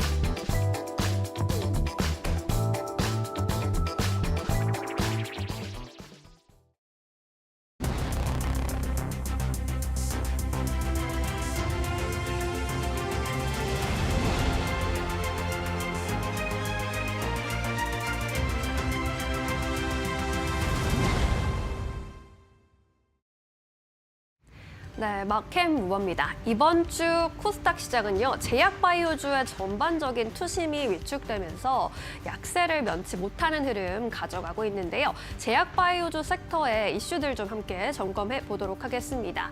이번 주에 알테오젠, 유한양행이 신약 임상 결과를 발표했습니다. 3월 말에 이 두 회사는 유럽 폐암학회에 동반으로 참석을 하게 되는데요. 그 전에 신약에 대한 긍정적인 임상 결과를 제시한 겁니다. 알테오젠은 머크의 키트루다 SC에 대한 임상 3상 결과를 공개했습니다. 기존의 정맥 주사형 대비해서 피하 주사형의 비열등성을 확인한 건데요. 열등하지 않다라는 것을 입증한 겁니다. 유효성에서 객관적 반응률이 증가했고요. 무진행 생존기간 수치 역시 소폭 증가했으며 부작용과 치료 중단 비율도 소폭 개선된 것으로 확인됐습니다. 하지만 재료 노출로 해석을 한 걸까요? 시장에서는 주가 반응이 좀 미지근하게 나타나기도 했습니다. 유한양행의 경우에도 임상 결과 긍정적으로 발표를 했습니다. 유한양행의 렉나자 그리고 존슨앤존슨의 리브리반트의 병용요법에 대해서 글로벌 3상 논문 초록이 공개가 된 건데요. 이 병용요법이 진행성 비소세포 폐암의 환자의 사망 위험을 25%나 감소한다는 사실이 밝혀졌고요. 또한 단독 요법보다 전체 생존 기간에서 유의하고 의미 있는 개선 효과가 확인됐다라는 점 알려졌습니다. 그럼에도 불구하고 유한양행의 주가 전반적인 반도체 투심 위축되면서 상승폭을 크게 가져가지 못하는 흐름 보였는데요. 이 밖에도 다른 제약사에도 긍정적인 소식 들려오고 있습니다. 한올 바이오파마의 경우에도 자가 면역 질환 치료제인 바토클리맙의 유효성이 입증됐다라는 소식 전해졌습니다. 바토클리맙의 중증근 무력증, 임상 3상, 그리고 만증, 염증성 탈수 초성 다발성 신경병증, 임상 2비상에 대해서 유효성을 입증해낸 겁니다. 그럼에도 불구하고 증권가에서는 다소 부정적인 의견이 쏟아졌는데요. 뉴안타증권에서는 목표 주가를 42,000원으로 하향 조정하기로 했습니다. 중국의 회사인 하버바이오메드와의 라이선스 계약 해지 여파가 부정적인 영향을 주고 있기 때문인데요. 늦은 출시 시점은 앞으로의 경쟁력에 저해가 되는 부분이기 때문에 임상 개발 속도를 더 끌어올려서 높일 필요가 있다는 점에서 목표 주가를 하향 조정하기도 했습니다. 그리고 금요일에는 좀 아쉬운 소식이 또 전해졌죠. HLB에서 간암 신약 두 번째 FDA 승인을 넣어놓은 상황이었는데 승인이 다시 한번 재차 불발됐다라는 소식 전해졌습니다. HLB 측에서는 다시 한번 또 다음을 기약하게 됐는데요. 리보세나립 캄렘리주말의 병용요법이 다시금 FDA로부터 보완 요구서를 받았습니다. 이 보완 요구서 상에서 미비점이 무엇인지 적시하지 않은 만큼 캄렘리주맙의 개발사인 중국의 항서제약과 신속히 FDA에 접촉하겠다라고 HLB 회장이 직접 유튜브 채널에 나와서 이야기하기도 했는데요. 앞으로 미비점을 구체적으로 파악한 후에 대응할 것이다라고 전했고요. 가슴 아픈 소식을 전해드리게 돼서 좀 죄송스럽다면서 앞으로 좌절하지 않고 더 도전하겠다. 라는 이야기를 전하기도 했습니다. 이렇게 HLB 소식까지 전해진 가운데에서 금요일 시장에서는 또 선별적으로 바이오주의 플러스권 움직임이 나타나는 종목들도 감지되고는 있습니다. 하지만 최근에 시장의 수급이 워낙 반도체 쪽으로 쓸려가고 있기 때문에 바이오주의 수급 전환은 조금 기다려봐야 한다라는 전문가들의 조언도 들려오고 있는 상황입니다. 고생 끝에 낙이 온다라는 말이 있듯이 바이오주 섹터 전반에도 결국에는 활짝 웃는 웃음꽃이 필 수 있길 바라겠습니다. 마켓무버였습니다. 네, 이어서 오늘 시장에서 핫한 이슈와 종목들 함께 이야기 나눠보도록 하겠습니다. 오늘도 함께 해보도록 할게요. 지신보의 박근호 이사 모시고 이야기 나눠보도록 하겠습니다. 안녕하십니까? 안녕하십니까? 네, 오늘은 사실 참 시장이 어렵습니다. 코스피가 강보합권 유지하고 있는데 외국인 투자자들이 5,200억 원 넘게 사들이고 있는데 사실 올라가는 기업들보다는 하락하는 기업들이 더 많고요. 코스닥은 뭐 말할 것도 없습니다. 오늘 외국인 기관 매수 들어오고 있습니다만은 역시나 마찬가지로 거의 1% 가깝게 하락세 나타내고 있습니다. 시장 어려운데 오늘 시장에서 어떠한 이야기를 해보면 좋을까요? 지금 바로 주제 만나보도록 하겠습니다. 반도체주가 오늘 시장에서 다시 한번 탄력을 받고 있습니다. 특히나 삼성전자가 6만 원대 회복했고 6만 1,000원대까지 올라왔고 삼성전자, SK하이닉스가 순항 중이다라고 표현하기는 좀 그렇지만 그래도 전체 다른 업종 대비해서는 반도체 쪽으로 외국인들 수급이 들어오고 있습니다. 그러면 이제 선택을 해봐야 될 것 같은데 대형주냐 아니면 그래도 중소형주냐 이 두 가지 선택지를 두고 좀 이야기 나눠보도록 하겠습니다. 박근호 이사님 어떻게 보십니까? 이제 반도체만 놓고 봤을 때 대형주랑 중소형주 이제 뭐 성향의 차이는 있긴 하겠습니다만 제가 봤을 때는 어떤 게 더 많이 올라가느냐 어떤 시세의 문제일 수도 있지만 대형주를 선택하시는 분들은 이제 뭐 좀 약간 시쳇말로 표현한다라고 이게 망하기야 하겠어 이런 느낌도 사실 대형주를 선택하시는 부분에 많은 부분들을 차지한다라고 보고 있는데요. 지금 현재 삼성전자가 이제 6만 전자를 뭐 회복을 해주고 소부장주들도 사실 움직인 지는 되게 오래됐죠. 근데 시장에서 과연 어떤 종목을 살지 대형주, 중형주를 떠나서 이제 반도체 섹터 중에서 어떤 걸로 살지 굉장히 좀 약간 혼란스러운 부분도 좀 있긴 합니다만은 일단 뭐 IDM이라고 얘기하는 종합 반도체 기업인 삼성전자, 하이닉스의 어떤 실적적인 부분이 어떻게 움직이는지 잠깐 설명을 드리면. 사실 지금 2000년도, 2020년도 넘어서는 이게 좀 맞지는 않는데 과거에는 삼성전자의 재고랑 삼성전자 주가를 놓고 보면은 100% 데칼코마니처럼 반대로만 움직였었거든요. 그러니까 무슨 얘기냐면 재고가 늘어나면은 이제 반도체 업황이 안 좋다라는 뜻이니까 주가가 내려가고 완전 반대로 움직였었는데 지금 이제 반도체 재고 같은 경우는 뭐 양을 표시를 하지 않고 주수를 표시를 하거든요. 과거에 이제 재고가 많이 쌓이면 20주까지 이제 쌓일 때가 있었었는데 20주가 쌓였다라는 것은 20주 동안 생산을 안 해도 충분히 물량을 팔 수 있다는 뜻이 되겠죠. 근데 이 메모리 쪽은 실질적으로 그 업황 중에서 가장 마지막에 이제 이익단이 늘어나거든요. 그 반도체의 어떤 업황이 개선되더라도 왜 그러냐면 반도체 업황이 개선되면 그동안에 쌓아놨던 재고가 다 소진될 때까지는 가격적인 반등이 그렇게 크게 안 나오기 때문에 메모리 쪽은 이익단이 가장 늦게 일어나는데 소부장을 우리 그 보통 개인 투자분들이 좋아하시잖아요. 근데 소부장들은 언제 움직이냐면 이익이 늘어나기 전보다 먼저 움직입니다. 그러니까 이런 식이죠. 만약에 뭐 삼성전자, 하이닉스가 반도체, 메모리, 어떤 뭐 파운드리도 마찬가지고 업황이 좋아진다 그러면은 캐펙스 투자를 늘 것이다라는 기대감으로 소부장은 먼저 움직이거든요. 근데 제가 좀 자료를 보여드리려고 했는데 지금 준비가 좀 안 돼서 말로 설명 좀 드려보도록 하겠습니다.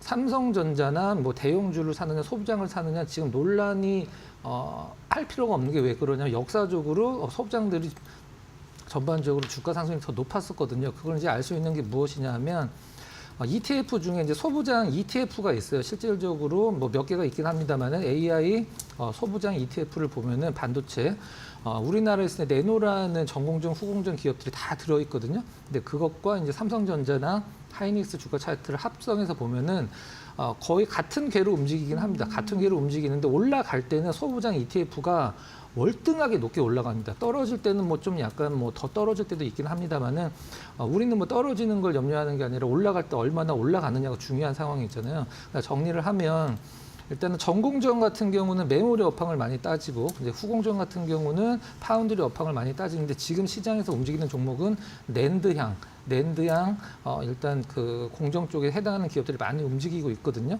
그래서 저는 뭐 대형주도 좋고 중소형주, ETF 다 좋은데 지금은 제가 봤을 때는 낸드향 기업들이 시장에서 가장 주목을 많이 받고 있기 때문에 낸드향 쪽으로 보시는 게 지금으로서는 가장 좀 수익률적인 측면에서 가장 낫지 않을까라는 생각을 하고 있습니다. 예를 들면 어떤 기업이요?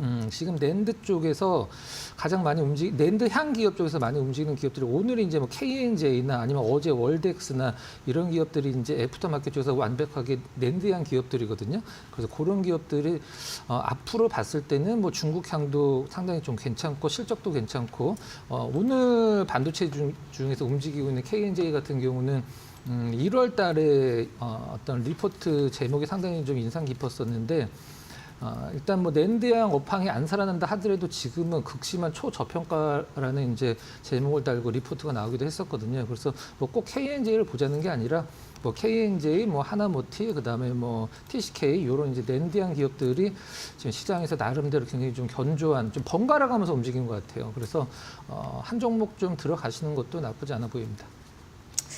알겠습니다. 삼성전자, SK하이닉스 순항 중인 가운데 고민하시는 분들 많을 것 같습니다. 삼성전자, SK하이닉스가 좋다 그래도 사실 움직이기가 진짜 쉽지가 않습니다. 그렇기 때문에 이제 6만 1,000원대까지 올라온 상황 속에서 더 희망을 가지고 가느냐 아니면은 그거랑 연결되어 있는 밸류체인 단 중소형주를 보는 게 맞느냐라는 고민을 하고 계실 텐데 박근호 이사님께서는 대형주보다는 중소형주가 조금 더 수익률 측면에선 유리하고 그리고 그 가운데서 낸드향 쪽으로 지금 보는 게 맞겠다라는 의견 전해주셨습니다. 함께 참고해 보시면 좋을 것 같고요. 그때문에 오늘 시장에서 또 주목할 만한 헤드라인 어떤 것들이 있을까요? 이어서 신민용 앵커가 전해드립니다.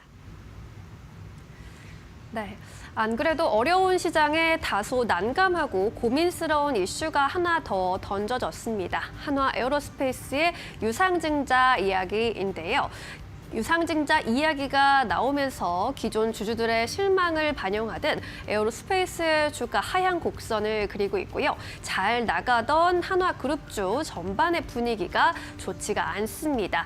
국내 사상 최대 규모의 3조 6천억 원 규모의 유상증자를 전격 발표했습니다. 주주 배정 후 실권주 일반 공모 방식으로 신주 예상 발행가액 60만 5천 원 수준입니다. 이러한 유상증자 발표 이후 회사 측은 긴급 기업 설명회를 열고 지금 투자 기회를 놓치면 지금 자리를 유지하는 것이 아니라 뒤로 밀려버릴 것이라는 경영진의 판단이 있었다라고 전했습니다. 세계 최대의 방산 탑티어로 가기 위해서 현재 투자가 필요하다라는 의견으로 보입니다. 돈을 벌 때 투자를 하겠다라는 것으로 읽히고 있는데요.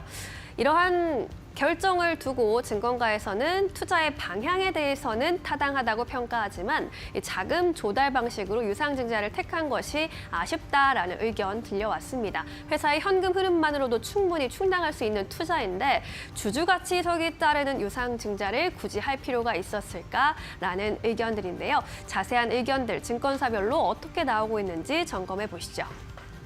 일단 조금 긍정적으로 보이고 있는 증권사들을 이 장에 모아봤습니다. 신한투자증권에서는 회사가 현금 흐름이나 차입으로 마련하기 어려운 투자 금액으로 판단한 것으로 보이나 투자의 급박성이 쟁점이었다라고 봤습니다. 단기적인 급락은 불가피하겠지만 앞으로 중장기 성장 흐름 유지할 것이라면서 투자 의견 매수 유지했습니다.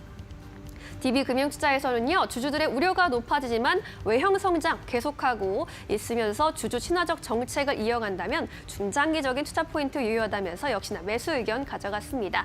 KB증권에서도 중립적인 의견인 것 같은데요. 국외 공장 건립과 지분 투자를 통한 전략적 제후 등이 불가피한 상황이라면서 중동 국가도 무기 도입을 자국의 산업 발전과 연계하려는 움직임이 강화되고 있기 때문에 이번 투자의 필요성에는 공감한다라는 의견이었습니다.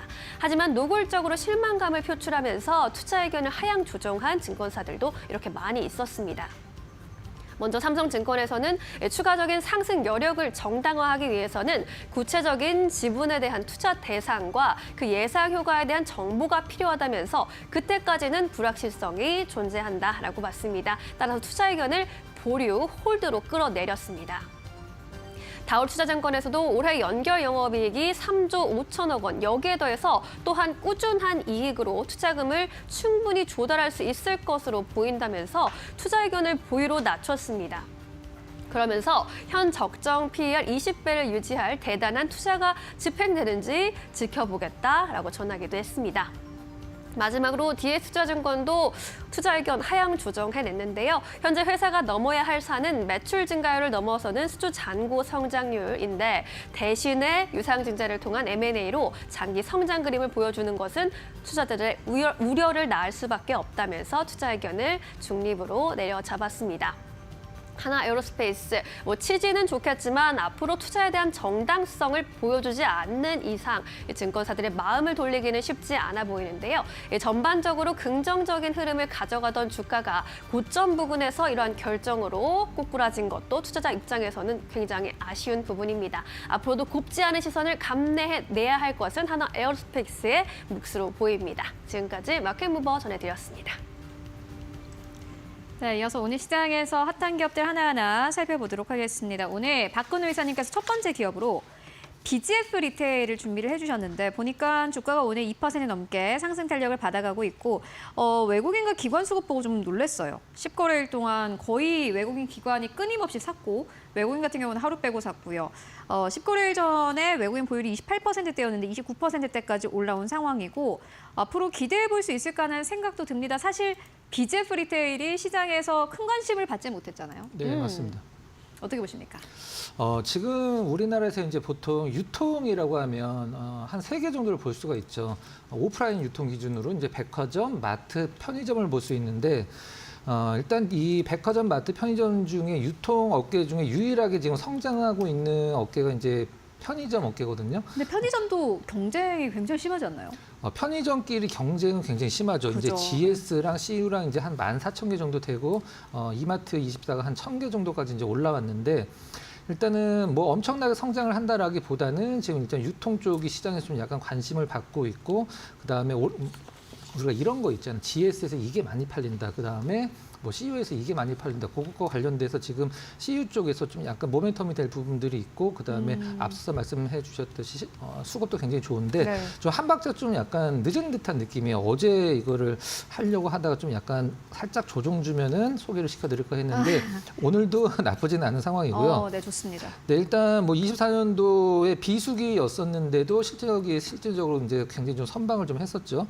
연결 기준으로 이제 4분기에 2조 한 2,165억 156억 정도 나왔고 지나간 실적이긴 합니다만은 일단 영업이익 같은 경우도 516억 정도 나오면서 전년 대비해서 매출 한 8%, 그다음에 영업이익 한 1% 정도 성장을 했다라는 엄청 점은 성장하진 않았네요. 그렇죠. 이제 편의점 특성상 일단은 뭐 성장보다는 선방을 했다 이런 표현이 좀 약간 맞을 것 같은데. 일단 지금 CU 편의점에서 모멘텀이 될 수 있을 만한 상품 2개를 좀 약간 설명을 드릴 텐데 첫 번째는 일단 뭐 명동은 지역 특성상 좀 외국인들이 많이 가기도 합니다만은 CU 명동점 매출이 80%가 외국인으로 이제 이루어진다라고 그래요. 근데 외국인 사이에서 지금 이제 쉐이크인데 저는 먹어보진 않았습니다만 한손 한 끼라고 이게 뭐 지금 SNS나 이런 거 이제 뭐 쇼폼이나 보더라도 상당히 많이 나와 있더라고요. 그래요? 이제 흔들어 갖고 이제 마시는 건데 굉장히 맛있어서 처음 들어봤는데. 네, 근데 이게 뭐 기사화도 좀 많이 됐고 그 다음에 이제 부모님들이 가장 싫어하는 이름 중에 하나죠. 티니핑. 너무 비싸기 때문에 근데 이 티니핑 라면이 지금 또 출시하자마자 18만 개가 좀 팔리는 바람에 이게 이제 어떤 효과가 있냐면 과거에 그 포켓몬스터 빵을 우리 이제 초등학생들이 빵은 안 먹고 거기 들어있는 씨를 모으려고 포켓몬 빵이 이제 편의점에서 품절 사태가 계속 오랫동안 지속됐었는데 그렇죠. 이 티니핑도 이 사발면 안에다 씨를 넣어갖고 가격도 일반 사발면보다 거의 2배 정도 비싸거든요. 그래서 이게 CU의 어떤 지금 실적을 견인을 하고 있다고 기사가 나올 정도로 두 상품이 거의 뭐 품절 상태를 좀 보여주고 있는 그런 근데 상황이. 제가 궁금한 게 이게 단백질 쉐이크랑 이렇게 티니핑 라면이 이렇게 잘 팔리면은 네. 실질적으로 영업이익이라든지 이런 거에 어느 정도 영향을 미치나요? 글쎄요. 그것까지는 이제 그 1분기의 실적을 좀 봐야 되긴 봐야지. 이런 게 인기가 많다 그래서 막상 보면은 실적이 엄청 좋았던 적이 없었던 것 같아서 제가 여쭤보는 겁니다.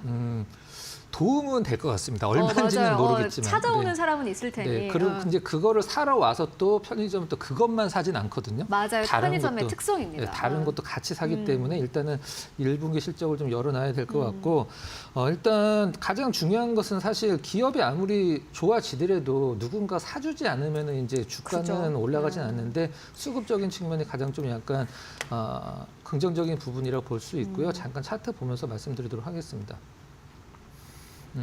물론 뭐 그 가격적으로 10만 원이 넘는 종목이기 때문에 거래량이 그렇게 뭐 활발하진 않습니다만 지난주 수요일, 목요일, 오늘까지 이제 거래량이 계속 늘어나면서 주가가 일단 그 2월 달에 고점이라고 할 수 있는 부분들을 좀 가볍게 좀 넘어섰는데 CU의 어떤 이런 뭐 기업 내용의 특성상 이렇게 연달아서 계속적으로 양봉이 나오기는 좀 힘들고 제가 봤을 때는 좀 약간 러프하게 우리가 흔히 얘기하는 좀 안정적인 조정을 보여주고 다시 좀 올라가는 흐름 좀 나올 것 같아요. 근데 GS 리테일 CU 편의점 관련돼서는 사실 이 정도 모멘텀이면은 그동안에 이제 편의점이 이런 게 있거든요.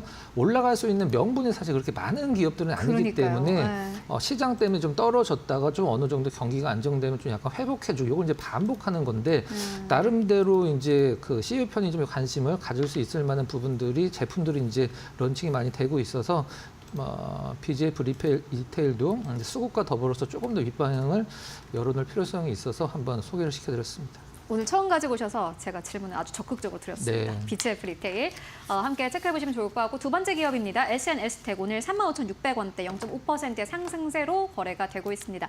사실 저는 반도체 기업 이야기 해주셨을 때 뭐 약간 중국향 쪽을 좀 기대했었거든요. 네네. 첫 번째 질문에서. 네네. 근데 오늘 SNS텍 가지고 오신 이유가 이제 이거는 삼성전자가 이제 2대 주주로 있는 기업인데요. 전에 한번 소개를 시켜드렸던 FST도 마찬가지로 삼성전자가 2대 주주입니다. SNS텍도 이제 삼성전자가 한 600억 이상 유상증자 참여하면서 이제 두 번째 주주로 올라와 있는 상황인데 어떠한 일을 하는 기업인지 잠깐 뭐 간단하게 설명을 드리면 원래는 주력은 이제 블랭크 마스크라는 게 이제 주력이고 이제 두 번째가 FST랑 경쟁을 하는 이제 펠리클이 이제 두 번째 주력 상품인데 블랭크 마스크는 이제 이름에서도 알 수 있듯이 이제 비어 있는 마스크입니다. 근데 우리가 보통 반도체를 얘기할 때 포토 마스크 이런 얘기 많이 들어보셨을 거예요. 노광 공정에서 첫 번째 쓰이는 건데 회로가 그려져 있는 게 이제 포토 마스크거든요. 그럼 그 위에 빛을 쬐서 웨이퍼에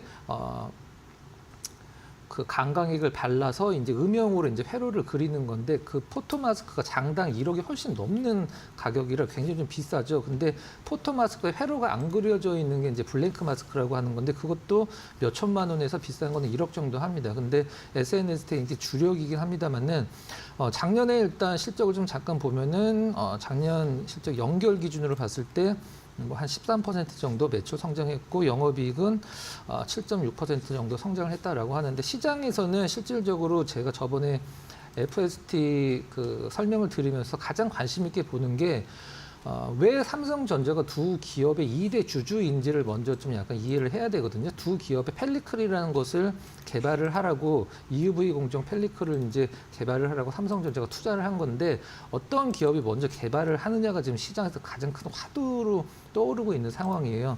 처음으로 개발을 해서 삼성전자 공정에 진입하면은 저는 주가 상승은 굉장히 폭발적으로 나올 거라고 생각을 하는데 시장에서는 실질적으로 뭐 일장일단이 서로 얘기가 좋다라고 얘기를 합니다만 FST가 원래 펠리클을 하던 기업이니까 유리하다. 아니면 SNS텍은 블랭크 마스크 그다음에 포토 공정에 들어가는 걸 같이 개발을 하니까 오히려 더 유리하다라고 얘기를 하고 있는데 아직까지는 결과가 나오진 않았습니다. 근데 최근 주가 보면 SNS텍이 조금 더 나은 듯한 모습을 좀 보여주고 있는 상황이고요. 차트 잠깐 보면서 말씀드리도록 하겠습니다. 일봉이 아니라 좀 주봉으로 좀 약간 러프하게 좀 보도록 할게요. 일단 25년도 들어서 약간 좀 박스권을 보여줬던 구간이 좀 있었었는데 3월 달 들어서 그 박스권을 좀 나름대로 좀 퍼포먼스 있게 좀 통과를 돌파를 하는 모습이 좀 괜찮아 좀 보이고요. 일단 어떤 매출액이다 영업이익으로 봤을 때는 시가총액이 사실 그렇게 가벼운 편은 아니긴 합니다만은 아무래도 이제 삼성전자라는 그 2대 주주를 등에 업고 좀 약간 안정적인 매출을 보여주고 있는 기업들이기 때문에 앞서서 말씀드렸던 FST랑 마찬가지로 그냥 시장에서 좀 멀티플을 좀 많이 받고 있는 그런 상황이에요. 정리를 하면 두 기업들을 보시는데 제가 봤을 때 펠리클을 어떤 기업이 먼저 개발하든 간에 먼저 개발하는 기업은 그날 급등이 나와도 저는 좀 따라잡아야 된다라고 생각을 하고 있거든요.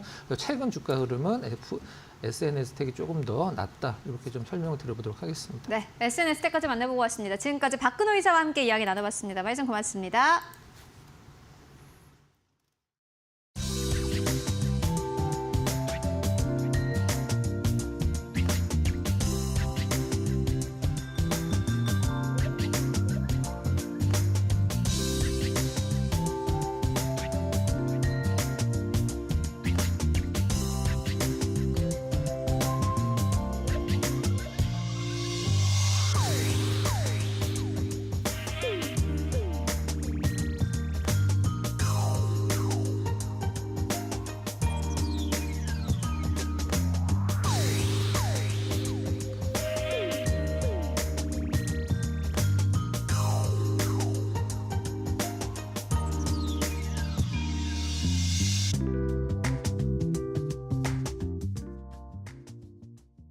네, 마감 전략 세워보고 가도록 하겠습니다. SK증권 2000 PB센터로 가보도록 하겠습니다. 서영훈 차장 연결되어 있습니다. 안녕하십니까? 네, 안녕하세요. 네, 차장님 오늘 시장 마감 상황은 어떻게 보고 계십니까? 네, 오늘 우리나라 시장은 뭐 전일 미국 증시의 영향을 좀 받았다라고도 볼 수 있겠고, 사실 최근 단기간의 상승에 따른 좀 쉬어가는 흐름들도 이어지면서 코스피 지수는 그런 상황에서도 상승이 나와줬고, 코스닥은 좀 하락세가 좀 이어지는 모습이었습니다. 다만 뭐 지수는 좀 강보합권의 흐름이었지만 전반적으로 좀 대형주 위주로의 상승세가 좀 이어졌기 때문에 오히려 좀 하락 종목의 개수는 상당히 좀 늘어난 상태다라고 좀 볼 수 있기 때문에 상당히 오늘 매매하시는 투자자분들 입장에서는 투심이 상당히 어려웠을 것으로 예상이 되고 있고요. 반면에 그럼에도 불구하고 최근 우리나라 시장의 좀 긍정적인 시각으로는 외국인의 수급들이 지속적으로 현물과 선물 쪽에서 들어오고 있다라는 점입니다. 특히나 삼성전자가 좀 6만 원을 좀 돌파하면서 주로 외국인 수급이 들어오고 있다라는 점을 감안해 볼 때 좀 코스닥에서는 좀 개별 종목별, 뭐 섹터별의 좀 조정은 좀 받았지만 그래도 코스피 중심에서의 지수 상승은 좀 당분간 더 이어질 가능성이 높지 않을까라고 좀 전망을 하고 있으면서 좀 긍정적으로 좀 보고 있습니다. 네, 일단 대형주 위주의 상승세가 맞다라는 의견 전해주셨고요. 그렇다면은 보시는 기업 있으실까요? 대형주일까요? 네, 맞습니다. 지금 계속해서 삼성전자 말씀드릴 수 있을 것 같고요. 6만 원 돌파 이후에 뭐 추가적인 상승도 열려 있지 않을까라고 생각을 하고 있습니다. 그동안에 삼성전자가 박스권에서 상승세도 좀 이어졌습니다만 그동안의 상승에서는 외국인 수급이 좀 제한적이었습니다만 최근 들어서는 외국인 수급들이 좀 강하게 들어오고 있다라고 볼 수 있겠고요. 사실상 지금 현재 삼성전자의 상승은 삼성전자만의 모멘텀이라기보다는 공매도를 앞둔 상황에서 외국인 수급들이 좀 풀려가면서 우리나라 시장에 패시브 자금으로서 삼성전자 수급이 들어오고 있다라고 좀 판단을 하고 있습니다. 그렇기 때문에 공매도가 재개되기 전까지는 좀 일시적인 조정은 있을 수 있겠으나 삼성전자가 추가적인 좀 상승도 이어질 수 있을 것으로 예상이 좀 되는 만큼 그런 점에서는 삼성전자를 좀 관심 있게 살펴보실 수 있지 않을까라고 생각하고 있습니다. 네, 소영훈 차장님께서는 지난주 목요일부터 선물옵션 만기일이 모두 다 만료가 되고 난 이후 외국인들의 수급을 보자라는 의견 전해주셨고 그 이후로 외국인들 수급 들어오고 있습니다. 앞으로도 삼성전자에 대해서도 주가를 계속해서 살펴보는 것이 좋겠다라는 의견 전해주셨는데요. 그렇다면은 지금은 코스닥보다 코스피일까요? 네, 맞습니다. 아무래도 최근 코스닥의 흐름들은 알테오젠으로부터 시작해서 2차전지 섹터들이 여전히 좀 어려운 상황들이 좀 놓여 있고 수급 쏠림 현상이 코스피 쪽으로 좀 세기 때문에 당분간은 좀 코스닥이 물론 코스피로 인해서 낙수 효과는 있을 수 있겠으나 지금 현재 상황 속에서 코스피를 넘어서는 흐름들을 좀 기대하기보다는 아무래도 좀 압축적으로 지수를 끌어올리는 대형주 위주의 상승세가 당분간은 좀 이어질 수 있다라고 좀 판단을 하고 있습니다. 네, 알겠습니다. 늘 소중한 의견 전해주시는 소영훈 차장님과 함께했습니다. 말씀 고맙습니다. 네, 이번에는 마감의 기술로 들어가 보도록 하겠습니다. 최영지 전문가 모셨습니다. 어서 오세요. 안녕하세요. 네, 오늘도 쉽지 않은 시장 이어지고 있습니다. 오늘 금요일 장 마감 특징적인 부분 어떻게 꼽아보셨을까요? 네, 오늘 국내 증시의 경우에는 미국에 대한 영향보다는 개별적인 움직임이 아니었나라고 생각을 하고 있습니다. 일단은 개별 섹터 위주로 크게 변동성이 나오는 장세였던 것 같은데요. 대표적으로 제약바이오 종목들이 크게 변동성을 보였죠. 개별주에 대한 이슈도 있었고요. 공매도 재개를 앞두고서 변동성이 크게 나오고 있습니다. 오늘의 경우 HAB가 개별 이슈가 있었는데 미국 FDA 간암 신약 허가 불발 소식에 하한가에 가기도 했고요.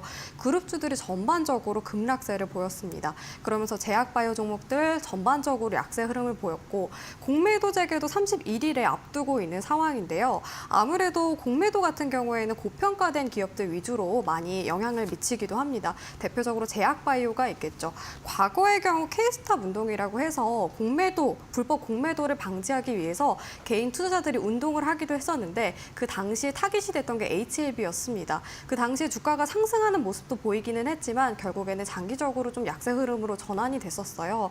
그래서 지금 공매도 재개를 앞두고 고평가된 섹터들 위주로 조금 투심이 많이 위축이 됐다라고 생각을 하고 있습니다. 하지만 장기적인 관점에서는 좀 긍정적인 측면도 있는데요. 우리나라 같은 경우에는 MSCI 선진국 지수에 계속해서 도전을 하고 있는 상황이죠. 만약에 공매도가 재개가 됐을 때 MSCI 선진국 지수에 편입이 된다면 향후에 장기적으로 외국인 수급에 있어서는 긍정적일 거라고 말씀을 드리고 싶습니다. 그래서 최근 들어서 이렇게 섹터별로 계속 변동성이 나오고 있다는 점도 참고하셨으면 좋겠고 이렇게 섹터별로 크게 움직이는 경우에는 아무래도 좀 경제적으로 불확실한 부분들 때문이라고 말씀을 드리고 싶은데요. 밤사이 미국에서 경제 지표가 또 발표가 됐습니다. 경기 선행 지수가 발표가 됐는데요. 3개월에서 6개월 정도 경기를 전망하는 수치고 주요 지표로는 신규 실업수당 청구 건수라던가 제조업 신규 주문 이런 지수들이 편입이 돼 있습니다. 이번에 예상보다 좀 부진한 흐름을 보였어요. 전월 대비 0.3% 감소한 수치를 기록을 하게 되면서 예상치를 밑돌았습니다. 그럼 향후 경기가 안 좋아질 가능성이 높다라고 생각하시면 될 것 같은데요. 이런 부분들이 아무래도 경제 지표가 부진한 부분들이 우리나라도 좀 영향을 미쳤다라고 생각을 하고 있습니다. 그뿐만이 아니라 우리나라의 경우에도 오늘 경제 지표가 한 가지가 발표가 됐는데 생산자 물가 지수가 발표가 됐습니다. 지난달 생산자 물가 지수의 경우에는 120.33을 기록하게 되면서 전월 대비 보합세를 보였는데요. 하지만 수입 상품이라던가 서비스 가격 변동에 반영이 되는 공급 물가 지수가 5달 연속 상승세를 보이고 있습니다. 전월 대비 0.2% 정도 올랐습니다. 올랐는데요. 물가지수의 경우에도 현재 계속해서 좀 잡히지 못하고 있는 상황이다라고 생각하시면 될 것 같습니다. 생산자 물가지수의 경우에는 소비자 물가에 이제 1개월에서 3개월 정도 시차를 두고 반영이 되기 때문에 굉장히 좀 중요한 지표로도 알려져 있습니다. 그만큼 경제 지표가 지금 상황에서는 아직 불안정한 상황이고 이에 따라서 우리는 조금은 현금 보유량을 늘려야 되는 상황이다라고 저는 생각을 하고 있습니다. 그래서 제가 매번 말씀드리는 게 포트폴리오 비중 중에서 20% 이상은 현금 보유하는 전략을 제시를 해드리겠고요. 좀 단기적인 관점에서 말씀드리는 거니까 그 부분도 참고하셨으면 좋겠습니다. 여전히 불안정한 부분 남아있고 불확실성 남아있는 시장이기 때문에 현금 보유 비중 따로 챙기면서 좀 보수적인 접근해보자라는 의견이셨습니다. 코스피의 경우에도 장중에 좀 가장 고점에 비해서는 지금 낙폭을 좀 나타낸 모습입니다. 보합권에서 움직이는 모습인데요. 강보합권에서 0.25%대 2643.67포인트 지나가고 있습니다. 코스닥의 경우에는 0.76%대 약세인데요. 오늘 장중에 저점 713포인트까지 낮추기도 했고요. 코스피 200의 경우에도 0.5%대 탄력 가져가고 있습니다. 오늘 수급 보시면 그래도 거래소 쪽에서 외국인의 수급이 5거래일 연속 유지가 됐다라는 점 긍정적이었지만 기관이 매도로 포지션을 전환했고요. 개인 4천억 원 이상 매도 우위 보였습니다. 코스닥에서는 외국인과 기관이 그래도 동반으로 매수로 전환이 되는 모습이었고요. 개인 나홀로 팔자세였습니다. 우리 시장 이렇게 해서 마감해 보도록 하겠습니다.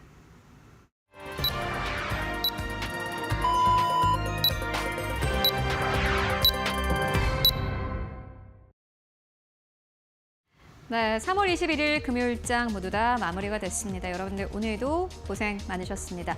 오늘은 참 쉽지 않은 하루였습니다. 일단 오늘 장전부터 꽤 많은 악재성 뉴스가 쏟아지기도 했는데요. 유상증자 소식에 더불어서 HLB의 FDA 미승인 소식까지 있었습니다. 이에 따라서 오늘 전체적으로 좀 지수가 끌어내려지는 그러한 장이었는데요. 특히나 HLB가 한가를 가면서 코스닥 쪽이 조금 더 부진했습니다. 다만 이 와중에서도 긍정적인 부분을 찾아보자면요. 외국인들의 수급은 그래도 들어오고 있다라는 점일 것 같습니다. 특히나 이 코스피 안으로는 최근 들어서 반도체 쪽, 자동차 쪽으로 최근 들어서 매수세가 아주 강력하게 유입되고 있는데요. 그렇다면 오늘 시장 지수 마감은 어떻게 마감했을까요? 바로 만나보시죠. 네, 코스피 같은 경우는 강보합권입니다. 2643선. 그래도 코스피 지수가 외국인들의 수급이 들어오는 덕분인지 그래도 견조한 흐름을 보여주고 있습니다. 다만 좀 문제는 대형주 쪽으로 수급이 크게 몰리면서 그 이외의 기업들, 좀 코스피 안에서 시총이 작은 기업들 중심으로는 하락이 크게 나오고 있다라는 부분이겠고요. 코스닥은 0.79% 하락세 719선에서 거래 마감했습니다. 결국은 720선 아래에서 거래 마감하면서 이번 주에 720선을 깨면서 종가를 형성했습니다. 그렇다면 오늘 시장 대형주들 1위권부터 5위권까지는 어땠을까요? 바로 만나보시죠. 삼성전자, SK하이닉스가 2%대 상승으로 거래 마감한 것은 굉장히 긍정적입니다. 삼성전자 61,700원대, 이제 62,000원대까지 바라보고 있습니다. SK하이닉스 2.6% 넘게 상승하면서 215,500원대까지 올라오면서 이제 21만 원대를 완전히 안착한 흐름을 보여주고 있습니다. 앞으로 외국인들이 삼성전자, SK하이닉스와 같은 대형 반도체주를 꾸준히 살지 그 연속성을 확인하시는 게 사실 앞으로 코스피를 대응하는 한 가지 방법이 될 것 같습니다. 삼성바이오로직스 2% 넘는 상승세. 오늘 다시 한번 LG엔솔이 4위권까지 빠지고요. 삼성바이오로직스가 시가총액 4위권에서 3위권까지 진입이 됐습니다. LG엔솔은 1.6% 넘게 하락세 32만 9천 원대, 33만 원대 이탈 나왔고요. 현대차 1% 넘게 강세입니다. 오늘 1위권부터 5위권까지 봤을 때 LG엔솔을 제외하고는 모두 다 지수를 이기는 그러한 장세였습니다. 6위권부터 10위권까지 함께 만나보시죠. 6위권부터 10위권까지 우선주 1%대 강세, 셀트리온 0.2% 강보합권, 기아는 약보합권, 네이버 0.7% 상승. KB금융 같은 경우는 연이어서 빠지고 있습니다만 기관의 수급이 연이어서 들어오고 있기도 합니다. 81,300원대. 그리고 1위권부터 10위권까지 원래 이름을 올렸던 기업이 있습니다. 바로 한화 에어로스페이스인데요. 이제 10위권 안에 보이지 않네요. 다음 기업들 11위권부터 15위권까지 가서 함께 확인해 보시죠. 네, 11위권부터 15위권까지 한화 에어로스페이스 13% 넘게 급락세 결국에는 거래 마감했습니다. 다만 양봉으로 거래를 마감을 했고요. 62만 8천 원대까지 내려가면서 거래 마감을 했습니다. 오늘 결국에는 70만 원대 깼습니다. 유상증자 소식이 있었고 이에 따라서 투자 심리가 크게 좀 냉각이 되는 그러한 분위기였는데요. 다만 외국인 투자자들은 오늘 한화 에어로스페이스를 담기도 했습니다. 외국인들의 수급이 들어온 만큼 또 다음 주에는 주가 변동성을 어떻게 나타낼지 꼭 확인해 보시고요. 포스코홀딩스 1.8% 넘게 조정, HD 현대중공업 약보합권, 현대모비스 1%대 조정, 신한지주가 0.5% 상승하면서 거래 마감했습니다. 이어서 코스닥으로 옮겨가 보시죠. 네, 코스닥 1위권부터 5위권까지 알테오젠 0.8% 하락세, 에코프로 BM 0.8% 하락세. 그리고 에코프로가 이제 시가총액 4위권에서 3위권까지 다시 한번 진입하면서 시가총액 2위권과 3위권에 위치한 기업은 모두 다 에코프로 계열사입니다. 그런데 4위권에 있는 HLB 보시다시피 오늘 하루 만에 한가를 기록했습니다. 46,500원대까지 내려오면서 오늘 거래 마감했는데요. HLB 같은 경우는 FDA 미승인 소식이 있었고 여기에 경영진들이 앞으로 더 트라이를 해보겠다라는 그러한 스탠스를 나타내고는 있습니다만은 HLB와 관련된 투자 심리도 좀 크게 좀 냉각된 모습을 보여주고 있습니다. 레인보우 로보틱스 4% 넘게 하락세 28만 9천 원대에서 거래 마감하면서 로봇 쪽도 최근 들어서 연이은 조정이 이어지고 있고요. 6위권부터 10위권까지를 함께 만나보시죠. 네, 6위권부터 10위권까지 3천당 7% 넘게 급등세 18만 원대에서 거래 마감했고 파마리서치랑 오늘 시장에서는 클래시스는 약간 쉬어갔습니다만 파마리서치 여전히 순항 중입니다. 2%대 넘게 반등세, 리가캔바이오도 1.7% 넘게 상승하면서 리가캔바이오 오늘 다시 한번 10만 원대를 회복하면서 거래를 마감했습니다. 네, 지금까지 코스피 코스닥 마감 상황 함께 살펴보고 왔습니다. 네, 금요일 루징시 이렇게 모두 마감이 됐습니다. 이번 주도 정말 고생이 많으셨습니다. 오늘 업종별로도 혼조세를 나타냈는데 유통, 전기전자, 전기가스, 기계, 장비 쪽에 상승세 나왔고요. 증권, 오락 분야, 보험업 쪽에도 강세가 돋보이기도 했습니다. 이제 다음 주 시장 전략 계속해서 세워보도록 하겠습니다. 이제 다음 주는 거의 3월의 막바지로 간다고 볼 수 있을 텐데 어떤 이슈에 주목해 보면서 전략을 세워봐야 할까요? 네, 일단은 반도체 관련된 종목들이 지속적으로 상승할지 그 부분을 먼저 확인을 해야 된다라고 말씀을 드리고 싶습니다. 아무래도 뭐 4월 달에 관세 이슈도 있을 거고 여러 가지 이슈가 많은 가운데 반도체 관련들이 오늘 좀 방어를 하면서 상승하는 흐름을 보였는데요. 오늘 같은 경우에는 수출이 발표가 됐습니다. 1일에서 20일까지 수출이 발표가 됐는데 무역 수지가 11억 달러 흑자를 기록을 했고 수출액 같은 경우에는 355억 달러 수치를 보였습니다. 전년 대비 4.5% 정도 증가했다고 보시면 될 것 같고요. 수출의 경우에는 지난해 12월까지 15개월 연속 증가를 하다가 1월 달에 설 연휴로 인해서 조금 감소를 했습니다. 그러다가 다시 증가세를 보이고 있는 가운데 반도체가 11.6% 증가를 했는데요. 이런 부분들이 오늘 반도체 관련된 종목들 투심 회복에 영향을 줬다라고 생각을 하고 있습니다. 이게 다음 주까지 갈지 조금 더 주목을 해봐야 된다라고 생각을 하고 있는데요. 왜냐하면은 4월 달에 반도체와 자동차와 관련된 관세부과 이슈가 있기 때문입니다. 관세가 부과가 됐을 경우에는 우리나라는 아무래도 반도체 위주로 많이 편입이 돼 있는 코스피 지수가 약세 흐름을 보일 가능성이 높습니다. 그래서 단기적인 관점에서 반도체 관련된 종목들 보유하고 계신 분들이라면 다음 주에는 차익 실현이 나올 가능성이 높다라고 말씀을 드리고 싶고요. 중장기적 관점에서 지금 가져가고 계신 분들이라고 한다면은 4월 달에 관세에 대한 부분들이 좀 확실시 됐을 때 그때부터 추가 매수 전략을 좀 고려해 보시는 게 어떨까라고 말씀을 드리고 싶습니다. 그래서 수출에 대한 부분들도 같이 확인을 하시면 좋을 것 같고요. 그리고 다음 주의 경우 넥스트레이드 종목이 350개 종목으로 확대가 됩니다. 이 부분에 대해서 사실 여러 이야기들이 많이 나오고 있어요. 유동성이 부족하다라는 이야기들이 많이 나오고 있는데요. 최근 들어서 NH투자증권의 경우 3분 동안 주가가 30% 급락하는 모습도 연출이 됐습니다. 아무래도 거래가 많이 되지 않고 있기 때문이라고 볼 수가 있는데 이렇게 유동성이 부족한 가운데 종목 개수가 확대가 되면은 아무래도 좀 종목들 자체가 좀 변동성이 나와줄 가능성이 있습니다. 다음 주의 경우 SK 하이닉스와 삼성전자가 주요 종목에 포함이 되는데요. 이렇게 주요 종목들이 편입이 되고 있는 만큼 변동성에 대한 부분들 확인을 하셔야 될 것 같고 저 같은 경우에는 넥스트레이드에 대해서 조금 보수적이게 생각을 하고 있는데 왜냐하면 아직까지 도입이 된 지 얼마 안 됐고 있고 그리고 전산상의 문제도 계속해서 나오고 있는 상황입니다. 동양철관의 경우에도 최근에 문제가 발생을 했었죠.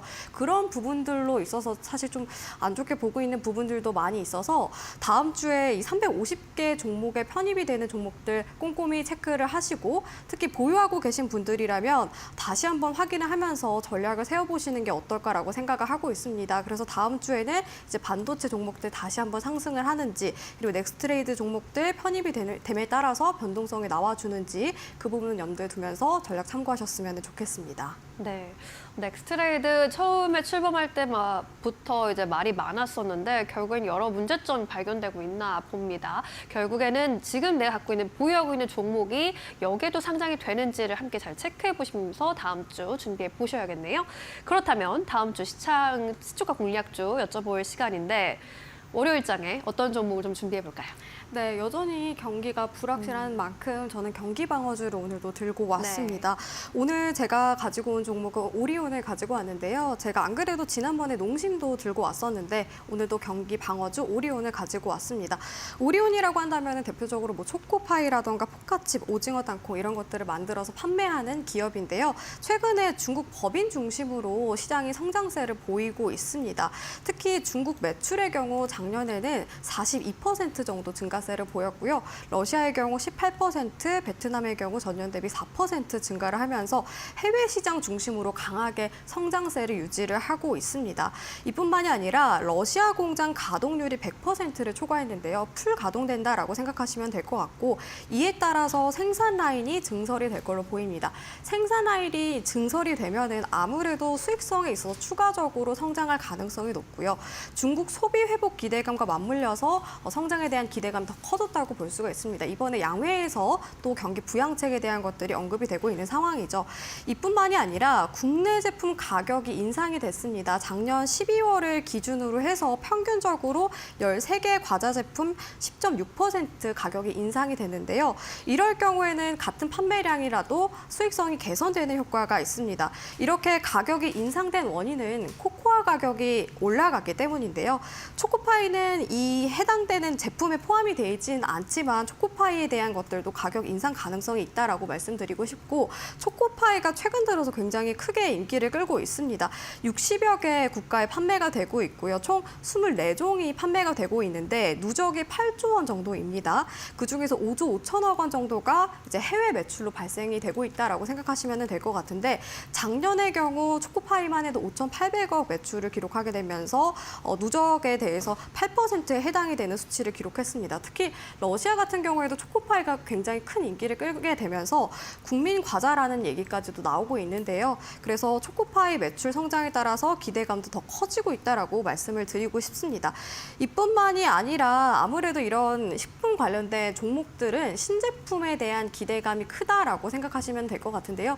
기존에 인기를 끌고 있는 초코파이의 경우 매출이 계속해서 급격하게 증가하고 있지만 또 신제품이 출시가 됐을 때 그 반응 또한 중요합니다.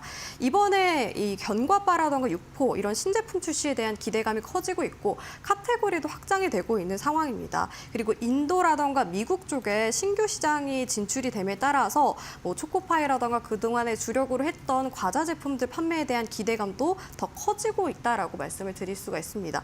이렇게 신규 시장에 진출할 경우 초코파이의 경우에는 뭐 글로벌 매출 비중이 67%를 차지하고 있는 만큼 좀 장기적으로 수익성이 개선되는 효과가 기대가 되는 상황이라고 볼 수가 있고요. 오리온의 경우 계속해서 좀 수익성이 개선이 되고 있고 뭐 실적도 개선이 되고 있는데 작년 기준으로 매출액 같은 경우에는 전년 대비 6% 정도 성장세를 보였습니다. 그리고 영업이익의 경우 10% 정도 증가하는 수치를 기록을 했는데요. 이런 부분들도 모멘텀으로 작용할 수 있다는 점도 참고를 하시면서 보면 좋겠습니다. 아무래도 지금 경기가 불확실한 상황에서 이렇게 실적이 잘 나와주고 또 주력 제품이 있는 경기 방어주를 공략을 하신다면은 포트폴리오를 운영하는 데 있어서 조금 더 도움이 되지 않을까 싶어가지고 오늘 오리온을 선정해 왔고요. 네. 가격적인 측면에서 전략도 제시를 해드리도록 하겠습니다. 오늘 같은 경우 오리온이 2%대 상승을 하면서 12만 원대에서 구간대에서 마감을 했습니다. 추세 자체는 지금 이동평균선 정배열 구간대에 머물게 되면서 살아있다라고 생각하시면 될 것 같은데요. 다만 지금 구간대에서 좀 눌림목이 나와줬을 때 공략을 하시는 게 맞다라고 생각을 하고 있고, 지금 구간에서 사실 매물이 많이 열려 있는 상황입니다. 이런 상황에서 이제 거래량과 함께 주가가 추가적으로 상승을 하게 된다면은 조금 더 가파르게 상승 추세가 이어질 가능성이 높아요.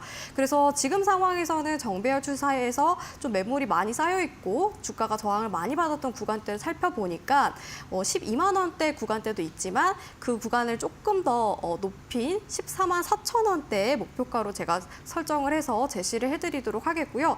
손절가의 경우에는 저는 좀 월봉을 보면서 많이 좀 제안을 하고 싶은데 네. 지금 상황에서 월봉상으로 봤을 때도 추세가 많이 살아있는 상황입니다. 그리고 하단에 매물이 크게 쌓여있는 부분도 긍정적이라고 판단이 되고, 일본 같은 경우에는 지금 매물이 많이 쌓여있는 구간대가 9만 7천 원 구간대인데 이 구간을 만약에 이탈을 하게 되면은 조정을 크게 받을 가능성이 높습니다. 왜냐면은 이렇게 매물이 많이 쌓여있는 구간에 이탈을 하게 되면 그만큼 뭐 악재 발생이라던가 거래량 증가와 함께 하락을 했기 때문이라고 볼 수가 있는데요. 그래서 손절가의 경우 9만 7천 원으로 제안을 드리도록 하겠고요. 오리온의 경우에는 아무래도 좀 우량한 기업이기도 하고 워낙 좀 주력 제품이 확실한 기업인 만큼 단기적인 관점보다는 저는 중장기적 관점에서 들고 가는 게 어떨까라고 전략적인 측면에서도 말씀을 드리도록 하겠습니다. 네, 이제 초코파이마저 가격이 올라버리는군요. 이제 마시멜로가 맛있으니까 서양에서도 인기가 많은 것 같은데요. 초코파이 가격 인상과 함께 해외 시장의 성장세 좋게 보고 계신 것 같고요. 목표 주가 13만 4천 원으로 또 설정을 해주셨는데 주요 증권가에서도 오리온에 대한 목표 주가 이번 주에 상향하면서 긍정적인 전망 내놓기도 했습니다. 교보증권, 대신증권, 키움증권 비롯해서 14에서 15만 원 선까지 목표 주가 바라보고 있다라는 점도 참고해 보시면 좋겠습니다. 오늘 여기까지 이야기 나누겠습니다. 고맙습니다.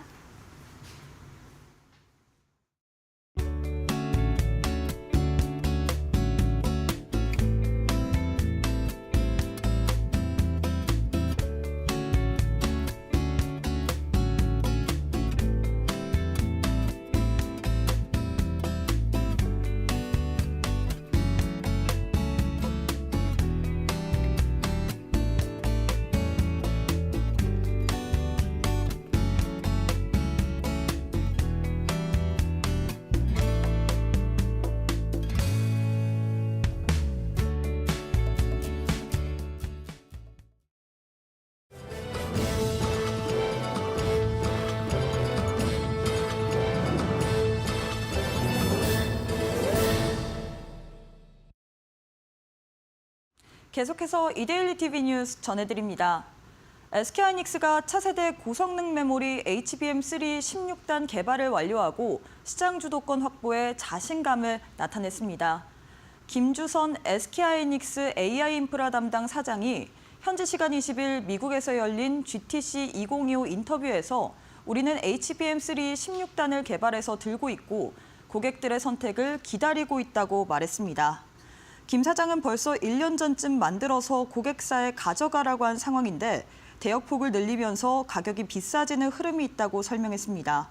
이어 산업 전체가 서로 눈치 보기 중이라며 업계가 12단 우선 도입 후 16단 경쟁이 붙으면 다들 16단을 쓰게 될 것이라고 언급했습니다. 엔비디아 역시 SK하이닉스의 주요 고객사 중 하나로 여겨지고 있어 향후 엔비디아와 거래가 성사되면 HBM 시장에서 SK하이닉스의 영향력은 더욱 확대될 것으로 전망됩니다. 셀트리온이 500억 원 규모로 자사주를 매입한다고 21일 밝혔습니다. 지난달 1,000억 원의 자사주 취득을 발표한 지 한 달 만입니다. 셀트리온이 이번 주 매입하는 자사주는 26만 8,385주로 금액으로는 약 500억 원에 달합니다. 자사주 취득은 24일부터 장내 매수를 통해 진행합니다. 셀트리온 관계자는 지난해에 이어 올해도 적극적인 자사주 매입과 소각으로 주주 환원 정책을 이어가고 있다면서 확고한 기업 가치 구축과 적극적인 주주 환원 정책으로 투자자들과 동반 성장하겠다고 말했습니다. 환율이 미국 관세 정책 우려와 국내 전국 불확실성 장기화에 나흘째 오름폭을 키우고 있습니다. 21일 서울 외환시장에 따르면 개장 직후부터 환율은 상승폭을 높여 나갔고 오전 10시께는 1,469.5원을 터치했습니다. 주간거래 기준으로 지난달 3일 이후 한 달여 만에 가장 높은 수준입니다.